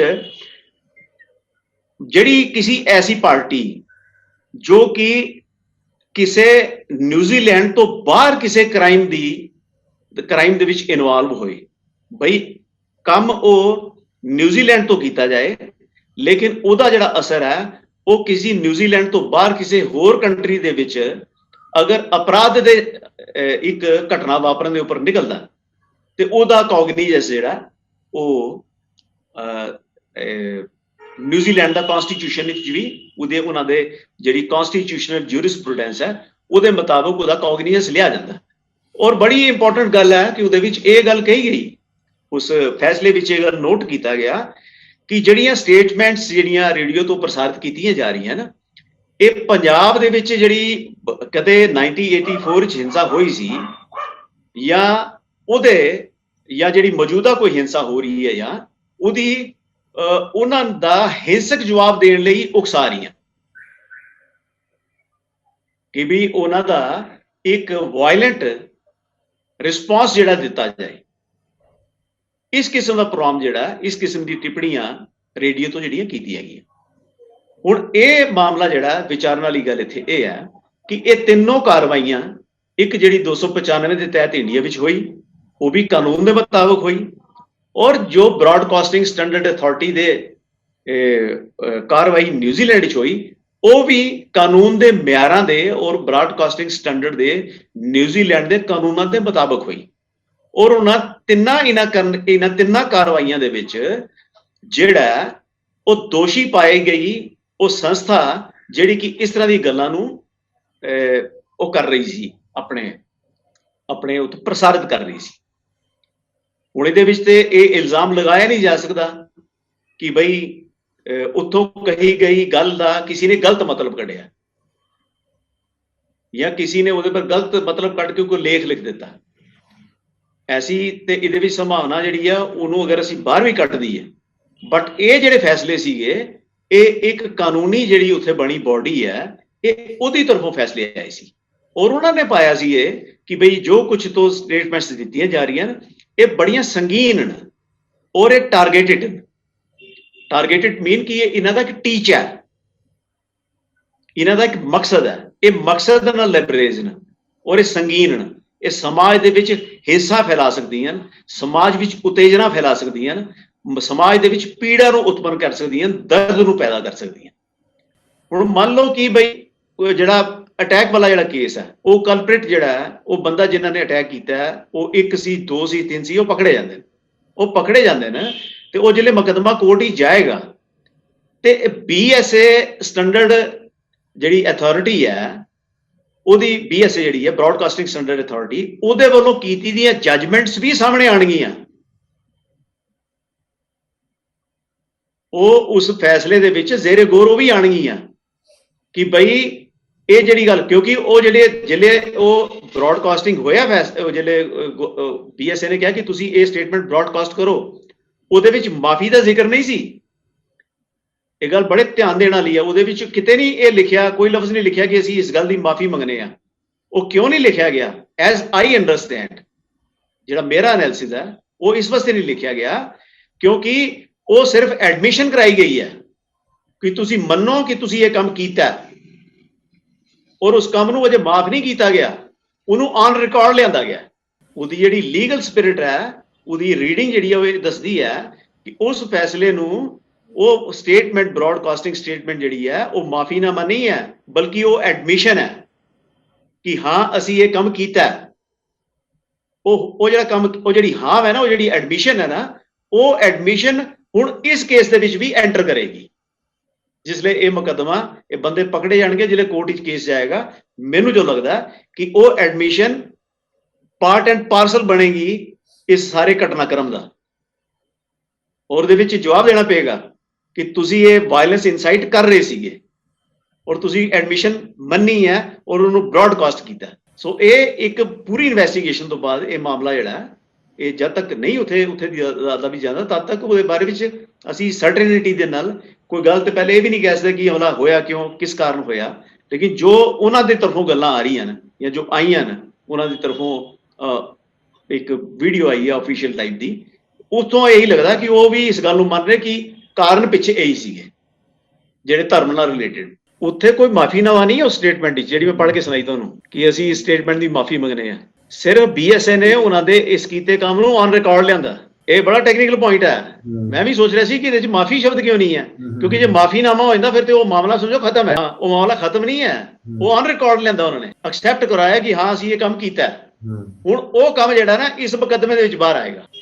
ਸੋ ਇਸ ਬੈਕਡ੍ਰੌਪ ਦੇ ਵਿੱਚ ਜਿਹੜਾ ਫਾਈਨਲ ਇੱਕ ਗੱਲ ਜਿਹੜੀ ਬੜੀ ਅਣਸੁਖਾਵੀ ਘਟਨਾ ਹੋਰ ਵਾਪਰੀ, ਉਹਦੇ ਵਿੱਚ ਕੀ ਹੋਇਆ ਕਿ ਕਿਸਾਨੀ ਅੰਦੋਲਨ ਨੂੰ ਲੈ ਕੇ ਇੱਕ ਜਿਸ ਤਰ੍ਹਾਂ ਅਸੀਂ ਇੱਕ ਮੁਹਾਵਰਾ ਦੇਖਦੇ ਹਾਂ, ਆਮ ਮੁਹਾਵਰਾ ਵਰਤਿਆ ਜਾਂਦਾ ਕਿ ਕੋਈ ਅਗਰ ਪੋਲੀਟੀਕਲ ਪਾਰਟੀ ਦਿੱਲੀ ਦੇ ਵਿੱਚ ਆਪਣੀ ਸਰਕਾਰ ਬਣਾ ਲੈਂਦੀ ਹੈ ਜਿੱਤ ਕੇ ਡੈਮੋਕ੍ਰੈਟਿਕ ਵੇ ਨਾਲ, ਤੇ ਉਹਨੂੰ ਕਿਹਾ ਜਾਂਦਾ ਕਿ ਇਸ ਵਾਰ ਫਲਾਣੀ ਪਾਰਟੀ ਨੇ ਦਿੱਲੀ ਜਿੱਤ ਲਈ।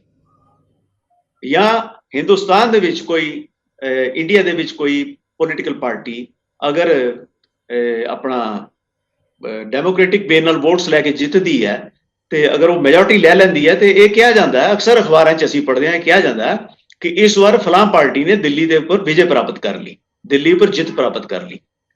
ਔਰ ਇਹ ਅੰਦੋਲਨ ਦੇ ਵਿੱਚ ਇਸ ਕਿਸਮ ਦੀਆਂ ਕੁਝ ਗੱਲਾਂ ਚੱਲ ਰਹੀਆਂ ਸੀਗੀਆਂ ਕਿ ਅਸੀਂ ਆਪਣੀ ਜਿੱਤ ਪ੍ਰਾਪਤ ਕਰਾਂਗੇ। ਜਿਹੜੇ ਵੀ ਜਿਤਨੇ ਵੀ ਕਿਸਾਨ ਅੰਦੋਲਨ, ਕਿਸਾਨ ਯੂਨੀਅਨਸ ਇਨਵੋਲਵ ਨੇ, ਉਹ ਇਸ ਕਿਸਮ ਦੀ ਗੱਲਾਂ ਸਾਰੇ ਕਰ ਰਹੇ ਸੀ ਮੁਹਾਵਰੇ ਦੇ ਤੌਰ 'ਤੇ। ਲੇਕਿਨ ਉਸ ਤੋਂ ਉਹਦੇ ਰਿਸਪੌਂਸ ਦੇ ਵਿੱਚ ਇੱਕ ਜਿਹੜੀ ਹੈ ਉਹਦੀ ਗੱਲ, ਉਸਦੇ ਤਸਕਰੇ ਦੇ ਵਿੱਚ ਇੱਕ ਗੱਲ ਕਹੀ ਗਈ ਕਿ ਬਈ ਗੁਰੂ ਸਾਹਿਬ ਜਿਹੜੇ ਸਾਡੇ 10ਵੇਂ ਪਾਤਸ਼ਾਹ ਜੀ ਨੇ, ਪਾਰਟੀਕੂਲਰਲੀ ਉਹਨਾਂ ਵਾਲੀ ਡਾਇਰੈਕਟਡ ਸੀ ਉਹ ਗੱਲ ਕਿ ਬਈ ਉਹਨਾਂ ਦੀ ਬਲਕਿ ਇੱਕ ਗਲਤ ਸ਼ਬਦਾਵਲੀ ਵਰਤੀ ਗਈ, ਬਈ ਉਹਨਾਂ ਦੀ ਔਕਾਤ ਨਹੀਂ ਸੀਗੀ ਕਿ ਉਹ ਦਿੱਲੀ ਦੇ ਉੱਪਰ ਆਪਣਾ ਉਹਦੇ ਨਾਲ ਟਾਕਰਾ ਲੈ ਸਕਦੇ ਜਾਂ ਉਹਦੇ ਉੱਪਰ ਫਤਿਹ ਪ੍ਰਾਪਤ ਕਰ ਸਕਦੇ। ਇਹ ਗੱਲ ਉਹਦੇ ਵਿੱਚ ਕਹੀ ਗਈ। ਔਰ ਇਸ ਗੱਲ ਨੇ ਜਿਹੜਾ ਸਿੱਖਾਂ ਦੇ ਵਿੱਚ ਉਹ ਸੋਸ਼ਲ ਮੀਡੀਆ ਦੇ ਉੱਪਰ ਕਾਫੀ ਇੱਕ ਜਿਹੜਾ ਇਸ ਆਊਟਰੇਜ ਦੇ ਅਗੇਂਸਟ ਇੱਕ ਜਿਹੜਾ ਰਿਸਪੌਂਸ ਆਇਆ।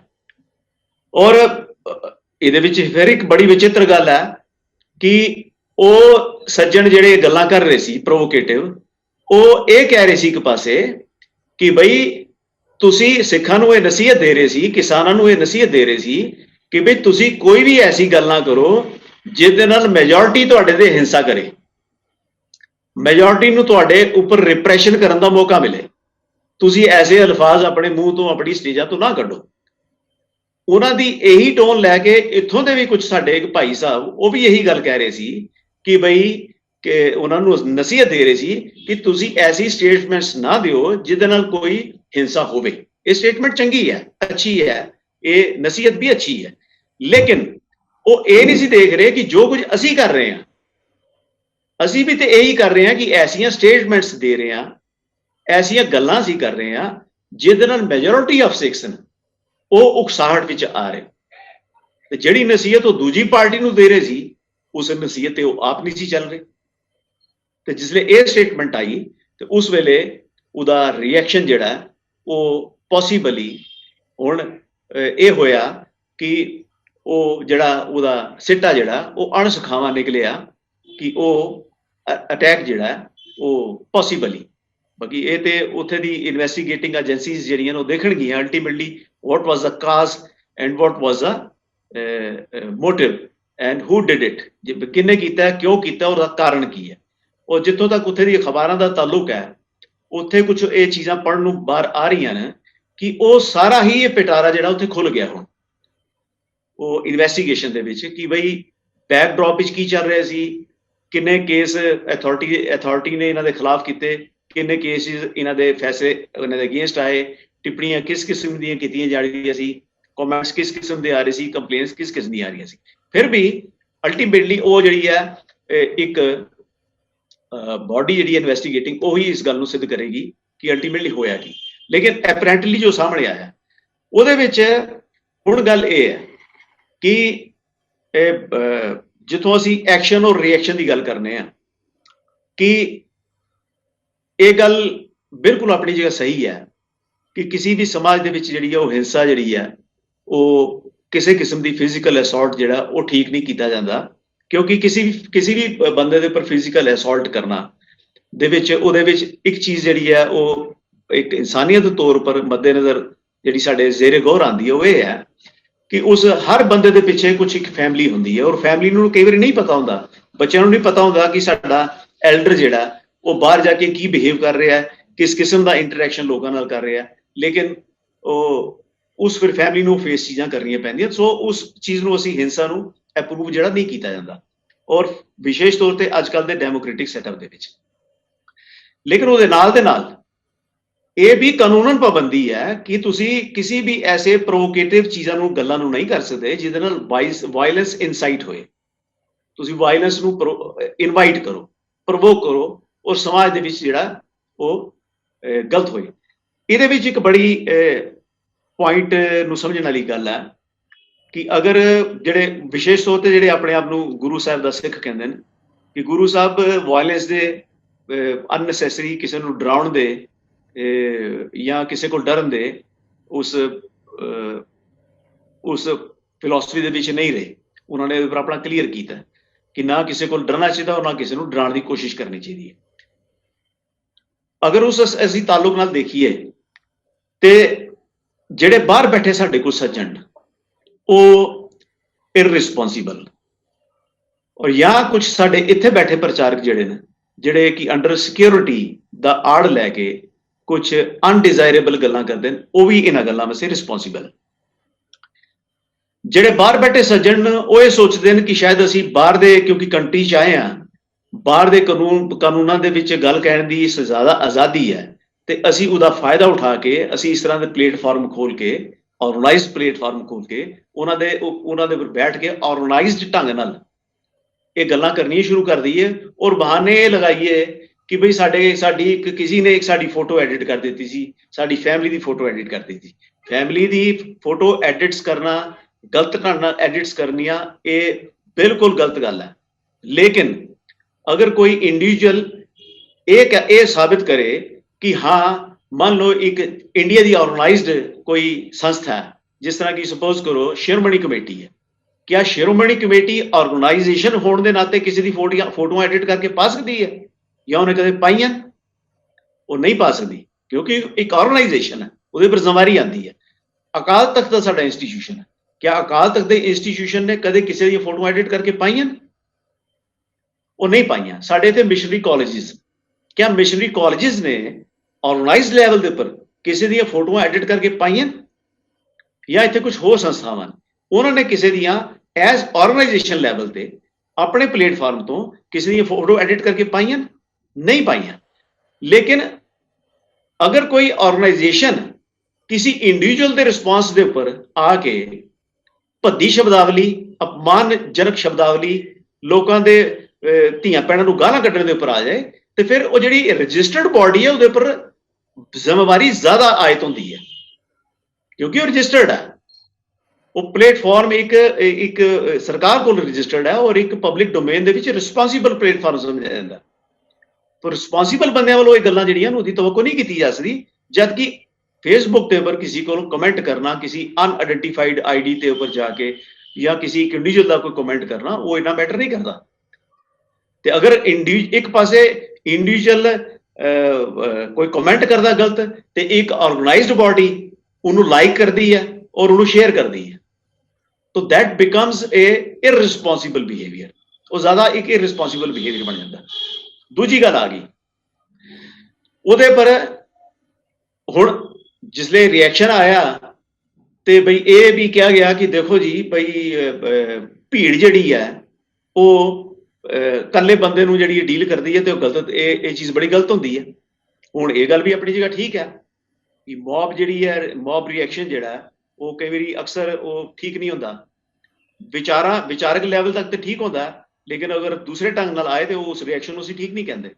ਲੇਕਿਨ ਇਹਦੇ ਨਾਲ ਹੈਵਿੰਗ ਸੈਡ ਦੈਟ, ਮੈਂ ਗੱਲ ਇੱਕ ਸਿੰਪਲ ਜੀ ਐਗਜ਼ਾਮਪਲ ਦਿਆਂਗਾ ਗੱਲ ਨੂੰ ਸਮਝਾਉਣ ਵਾਸਤੇ, ਕਿ ਸੁਕਰਾਤ ਵੀ ਭੀੜ ਦੇ ਵਿੱਚ ਇਕੱਲਾ ਹੈ। ਫੋਰ ਐਗਜ਼ਾਮਪਲ, ਸੁਕਰਾਤ ਭੀੜ ਵਿੱਚ ਇਕੱਲਾ ਹੈ ਤੇ ਉਹਦੇ ਖਿਲਾਫ ਕੋਈ ਕਾਰਵਾਈ ਹੁੰਦੀ ਹੈ, ਤੇ ਅਸੀਂ ਕਹਿੰਦੇ ਹਾਂ ਕਿ ਸੁਕਰਾਤ ਦੇ ਖਿਲਾਫ ਇੱਕ ਭੀੜ ਨੇ ਇੱਕ ਕਾਰਵਾਈ ਕੀਤੀ, ਤੇ ਇਹ ਠੀਕ ਨਹੀਂ ਹੈ, ਇਹ ਡਿਜ਼ਾਇਰੇਬਲ ਨਹੀਂ ਹੈ, ਇਹਨੂੰ ਅਪਰੂਵ ਨਹੀਂ ਕੀਤਾ ਜਾ ਸਕਦਾ। ਲੇਕਿਨ ਇੱਕ ਜੇਬ ਕਤਰਾ ਸੁਕਰਾਤ ਦਾ ਆਰਗੂਮੈਂਟ ਲੈ ਕੇ ਤੇ ਭੀੜ ਵਿੱਚ ਜੇਬ ਕੱਟੇ, ਤੇ ਅਗਰ ਪਕੜੇ ਜਾਣ ਤੇ ਭੀੜ ਦੇ ਵਿੱਚੋਂ ਉਹਨੂੰ 5-7 ਚੰਨਾ ਪੈ ਜਾਣ, ਜਾਂ ਉਹਦੇ ਪਰ ਕੋਈ ਫਿਜ਼ੀਕਲ ਅਸੌਲਟ ਹੋ ਜਾਏ, ਤੇ ਜੇਬ ਕਤਰਾ ਵੀ ਸੁਕਰਾਤ ਦਾ ਆਰਗੂਮੈਂਟ ਦੇਵੇ, ਜਾਂ ਸਾਡੇ ਪ੍ਰਚਾਰਕ ਜਿਹੜੇ ਨੇ ਉਹ ਸੁਕਰਾਤ ਦੇ ਆਰਗੂਮੈਂਟ ਨੂੰ ਜਾਂ ਗੁਰੂ ਸਾਹਿਬ ਦੇ ਆਰਗੂਮੈਂਟ ਨੂੰ ਉਸ ਜੇਬ ਕਤਰੇ ਦੇ ਉੱਪਰ ਲਾ ਕੇ ਫਿੱਟ ਕਰ ਦੇਣਾ, ਤੇ ਇਹ ਇੱਕ ਪ੍ਰਕਾਰ ਦੀ ਐਨੋਲੋਜੀ ਠੀਕ ਨਹੀਂ ਹੈ। ਮੈਂ ਇਹ ਨਹੀਂ ਕਹਿ ਰਿਹਾ ਕਿ ਕੋਈ ਜੇਬ ਕਤਰਾ ਹੈ, ਮੈਂ ਇਹ ਨਹੀਂ ਕਹਿ ਰਿਹਾ ਕਿ ਕੋਈ ਸੁਕਰਾਤ ਹੈ, ਮੈਂ ਇੱਕ ਜਨਰਲ ਐਗਜ਼ਾਮਪਲ ਦੇ ਰਿਹਾ ਕਿ ਜਿਹੜਾ ਭੀੜ ਤੰਤਰ ਹੈ ਉਹਦੇ ਵਿੱਚ ਇੱਕ ਜੇਬ ਕਤਰੇ ਨੂੰ ਵੀ ਸੋਚਣਾ ਪੈਂਦਾ ਕਿ ਮੈਂ ਭੀੜ ਦੇ ਵਿੱਚ ਜਿਲੇ ਜੇਬ ਕੱਟਾਂਗਾ ਤੇ ਪੁਲਿਸ ਤੇ ਮੈਨੂੰ ਬਾਅਦ ਵਿੱਚ ਪਕੜੇਗੀ, ਪਹਿਲੇ ਤੇ ਮੈਨੂੰ ਉਹ ਭੀੜ ਹੀ ਪਕੜ ਲੇਗੀ। ਸੋ ਇਹ ਸੋਸ਼ੀਓਲੋਜੀਕਲ ਬਿਹੇਵੀਅਰ ਜਿਹੜਾ ਨਾ ਸਾਡਾ, ਉਹ ਕਈ ਵਾਰੀ ਸਟ੍ਰਿਕਟ, ਹਾਲਾਂਕਿ ਜੇਬ ਕਤਰੇ ਨੂੰ ਹੀ ਭੀੜ ਪਕੜ ਕੇ ਅਗਰ ਕੁੱਟੇ ਤੇ ਕਾਨੂੰਨ ਨੂੰ ਵੀ ਜੁਰਮ ਹੈ। ਕਿ ਕਾਨੂੰਨ ਨਹੀਂ ਕਹਿੰਦਾ ਕਿ ਅਗਰ ਕੋਈ ਜੇਬ ਪਿਕ ਪਾਕਟ, ਅਗਰ ਕੋਈ ਜੇਬ ਕਤਰਾ ਅਗਰ ਪਕੜਿਆ ਗਿਆ ਤੇ ਉਹਨੂੰ ਭੀੜ ਕੁੱਟਣਾ ਸ਼ੁਰੂ ਕਰ ਦੇ। ਕਾਨੂੰਨ ਦੀ ਡੈਫੀਨੇਸ਼ਨ ਕਹਿੰਦੀ ਹੈ ਕਿ ਨਹੀਂ, ਬਟ ਜਿਹੜੀ ਸੋਸ਼ੀਓਲੋਜੀਕਲ ਐਟਮੋਸਫੇਅਰ ਹੈ, ਜਿਹੜਾ ਸਪੌਂਟੇਨੀਅਸ ਰਿਐਕਸ਼ਨ ਹੈ, ਉਹਦੇ ਪ੍ਰਤੀ ਜਿਹੜੀ ਰਿਸਪੌਂਸਿਬਿਲਿਟੀ ਹੈ ਉਹ ਉਸ ਜੇਬ ਕਤਰੇ ਪਰ ਵੀ ਆਉਂਦੀ ਹੈ ਕਿ ਉਸ ਚੀਜ਼ ਨੂੰ ਸਮਝੇ ਕਿ ਜੋ ਮੈਂ ਕੰਮ ਕਰ ਰਿਹਾ ਮੇਰੇ ਉੱਪਰ ਭੀੜ ਅਟੈਕ ਕਰ ਸਕਦੀ ਹੈ, ਕਿਉਂਕਿ ਸਾਰੀ ਭੀੜ 'ਚ ਮੈਂ ਇਕੱਲਾ ਵਾਂ। ਹੁਣ ਜੇ ਇੱਕ ਜੇਬ ਕਤਰਾ ਆਪਣੇ ਆਪ ਨੂੰ ਸੁਕਰਾਤ ਸਮਝ ਲੇ ਕਿ ਬਈ ਦੇਖੋ ਸੁਕਰਾਤ ਦੇ ਉੱਪਰ ਭੀੜ ਨੇ ਉਹਦੇ ਪਰ ਹਮਲਾ ਕੀਤਾ ਤੇ ਮੈਂ ਵੀ ਸੁਕਰਾਤ ਦੇ ਬਰਾਬਰ ਹੋ ਗਿਆ, ਤੇ ਇਹ ਐਨੋਲੋਜੀ ਠੀਕ ਨਹੀਂ ਹੈ। ਸੋ ਇਸ ਕਿਸਮ ਦੀ ਸਮਾਜ ਦੇ ਵਿੱਚ ਵਿਚਰਨਾ ਜਿਲੇ ਅਸੀਂ, ਸਮਾਜ ਨੇ ਰਿਸਪੌਂਸਿਬਿਲਿਟੀਜ਼ ਲਗਾਈਆਂ। ਹੁਣ ਦੇਖੋ ਤਿੰਨ ਪ੍ਰਕਾਰ ਦੇ ਜਿਹੜੇ ਨੇ ਉਹ ਇੱਕ ਸਾਡੇ ਸਾਹਮਣੇ ਆਪਸ਼ਨਸ ਨੇ ਕਿ ਅਗਰ ਕੋਈ ਗੁਰੂ ਸਾਹਿਬਾਨ ਦੇ ਬਾਰੇ, ਸਿੱਖ ਇਤਿਹਾਸ ਦੇ ਬਾਰੇ ਅਗਰ ਕੋਈ ਗਲਤ ਗੱਲਾਂ ਕਰਦਾ ਜਾਂ ਲੋਕਾਂ ਦੀ ਧੀਆਂ ਭੈਣਾਂ ਨੂੰ ਗਾਲਾਂ ਕੱਢਦਾ ਤੇ ਉਹਦੇ ਬਾਰੇ ਵਿੱਚ ਤਿੰਨ ਆਪਸ਼ਨ। ਫਸਟ ਆਪਸ਼ਨ ਅਗਰ ਅਸੀਂ ਰਿਲੀਜੀਅਸਲੀ ਲਈਏ ਤੇ ਉਹ ਆਪਸ਼ਨ ਇਹ ਹੈ ਕਿ ਕੋਈ ਬੰਦਾ ਜਾ ਕੇ ਅਕਾਲ ਤਖਤ ਸਾਹਿਬ ਤੇ ਸ਼ਿਕਾਇਤ ਲਗਾਏਗਾ ਕਿ ਬਈ ਇਹ ਗੁਰੂ ਸਾਹਿਬਾਨ ਦੇ ਬਾਰੇ ਵਿੱਚ ਜਾਂ ਸਿੱਖ ਇਤਿਹਾਸ ਬਾਰੇ ਵਿੱਚ, ਸਿੱਖ ਪਰਸਨੈਲਿਟੀਜ਼ ਦੇ ਬਾਰੇ ਵਿੱਚ ਗਲਤ ਗੱਲਾਂ ਕਰ ਰਹੇ ਨੇ, ਇਹਨਾਂ ਨੂੰ ਰੋਕੋ। ਹੁਣ ਉਹ ਕਹਿੰਦੇ ਨੇ ਕਿ ਅਸੀਂ ਇਸ ਪਲੇਟਫਾਰਮ ਨੂੰ ਮੰਨਦੇ ਨਹੀਂ, ਚਲੋ ਇਹ ਪਲੇਟਫਾਰਮ ਪਰੇ ਹੋ ਗਿਆ, ਇਹ ਵੀ ਆਪਸ਼ਨ ਐਗਜ਼ੌਸਟ ਕਰ ਲਿਆ, ਪਰੇ ਹੋ ਗਿਆ, ਬਈ ਅਸੀਂ ਮੰਨਦੇ ਹੀ ਨਹੀਂ ਅਕਾਲ ਤਖਤ ਨੂੰ, ਅਸੀਂ ਜਾਣਾ ਕਿਉਂ ਹੈ। ਇੱਕ ਪਲੇਟਫਾਰਮ ਹੈ। ਸੈਕੰਡ ਪਲੇਟਫਾਰਮ ਆ ਗਿਆ ਕਿ ਇੰਡੀਅਨ ਸਿਸਟਮ ਦੇ ਵਿੱਚ ਕੀ ਹੈ ਕਿ ਚੂੰਕਿ ਇਹ ਕੋਈ ਕੈਨੇਡਾ ਵਰਗਾ ਜਾਂ ਇਹ ਨਿਊਜ਼ੀਲੈਂਡ ਵਰਗਾ ਕੰਟਰੀ ਨਹੀਂ ਹੈ, ਇਹ ਕੰਟਰੀ ਹੈ ਜਿਹੜਾ ਅਜੇ ਇਤਨਾ ਡਿਵੈਲਪਡ ਨਹੀਂ ਹੈ ਔਰ ਇੱਥੇ ਅਲੱਗ-ਅਲੱਗ ਧਰਮਾਂ ਨੂੰ ਮੰਨਣ ਵਾਲੇ ਬਹੁਤ ਸਾਰੇ ਲੋਕ ਵੱਡੀ ਤਾਦਾਦ ਵਿੱਚ ਰਹਿੰਦੇ। ਸੋ ਇੱਕ ਧਰਮ ਦੇ ਉੱਪਰ ਜਾਂ ਕਿਸੇ ਦੇ ਧਰਮ ਦੇ ਉੱਪਰ ਕੋਈ ਬੰਦਾ ਗਲਤ ਪ੍ਰਕਾਰ ਦੀ ਟਿੱਪਣੀ ਨਾ ਕਰੇ ਔਰ ਪਬਲਿਕ ਕਿਤੇ ਮੈਦਾਨ ਵਿੱਚ ਨਾ ਆ ਜਾਏ ਉਹਦਾ ਸਕੋਰ ਸੈਟਲ ਕਰਨ ਵਾਸਤੇ, ਇਸ ਵਾਸਤੇ ਕਾਨੂੰਨ ਨੇ ਇੱਕ ਰਸਤਾ ਰੱਖਿਆ ਕਿ ਕਾਨੂੰਨ ਨੂੰ ਆਪਣੇ ਹੱਥ 'ਚ ਨਾ ਲਵੋ ਬਲਕਿ ਉਹਦੀ ਕਾਨੂੰਨਨ ਸ਼ਿਕਾਇਤ ਲਗਾਓ। 295 ਦੇ ਈਵਨ ਕਿ ਕੋਈ ਅਗਰ ਵਾਇਲੈਂਸ ਇਨਸਾਈਟ ਕਰਦਾ ਇਨ ਕਮਿਊਨਿਟੀ, ਉਹਦੇ ਉੱਪਰ 153 ਦੀ ਧਾਰਾ ਹੈ, 505 ਹੈ ਆਈਪੀਸੀ ਦੀਆਂ ਇਹ ਧਾਰਾਵਾਂ, ਉਹ ਵੀ ਹੈ ਕਿ ਤੁਸੀਂ ਅਲਾਉ ਨਹੀਂ ਕਰਦਾ ਕਾਨੂੰਨ ਸਾਨੂੰ ਕਿ ਅਸੀਂ ਉਹ ਦੋ ਕਮਿਊਨਿਟੀਆਂ ਆਪਸ ਵਿੱਚ ਲੜਾਉਣ ਵਾਸਤੇ ਕਰੀਏ ਜਾਂ ਹਿੰਸਾ ਫੈਲਾਉਣ ਦੀ ਕਾਰਵਾਈਆਂ ਕਰੀਏ। ਤੇ ਉਹ ਕਾਨੂੰਨ ਨੇ ਸਾਨੂੰ ਰਸਤੇ ਦਿੱਤੇ ਨੇ ਕਿ ਭੀੜ ਤੰਤਰ ਕਿਧਰੇ ਤੰਤਰ ਆਪਣੇ ਹੱਥ 'ਚ ਨਾ ਚੀਜ਼ਾਂ ਨੂੰ ਲੈ ਲੇ, ਉਹ ਥਾਣੇ ਜਾਏ ਪਰਚਾ ਕਰਾਏ।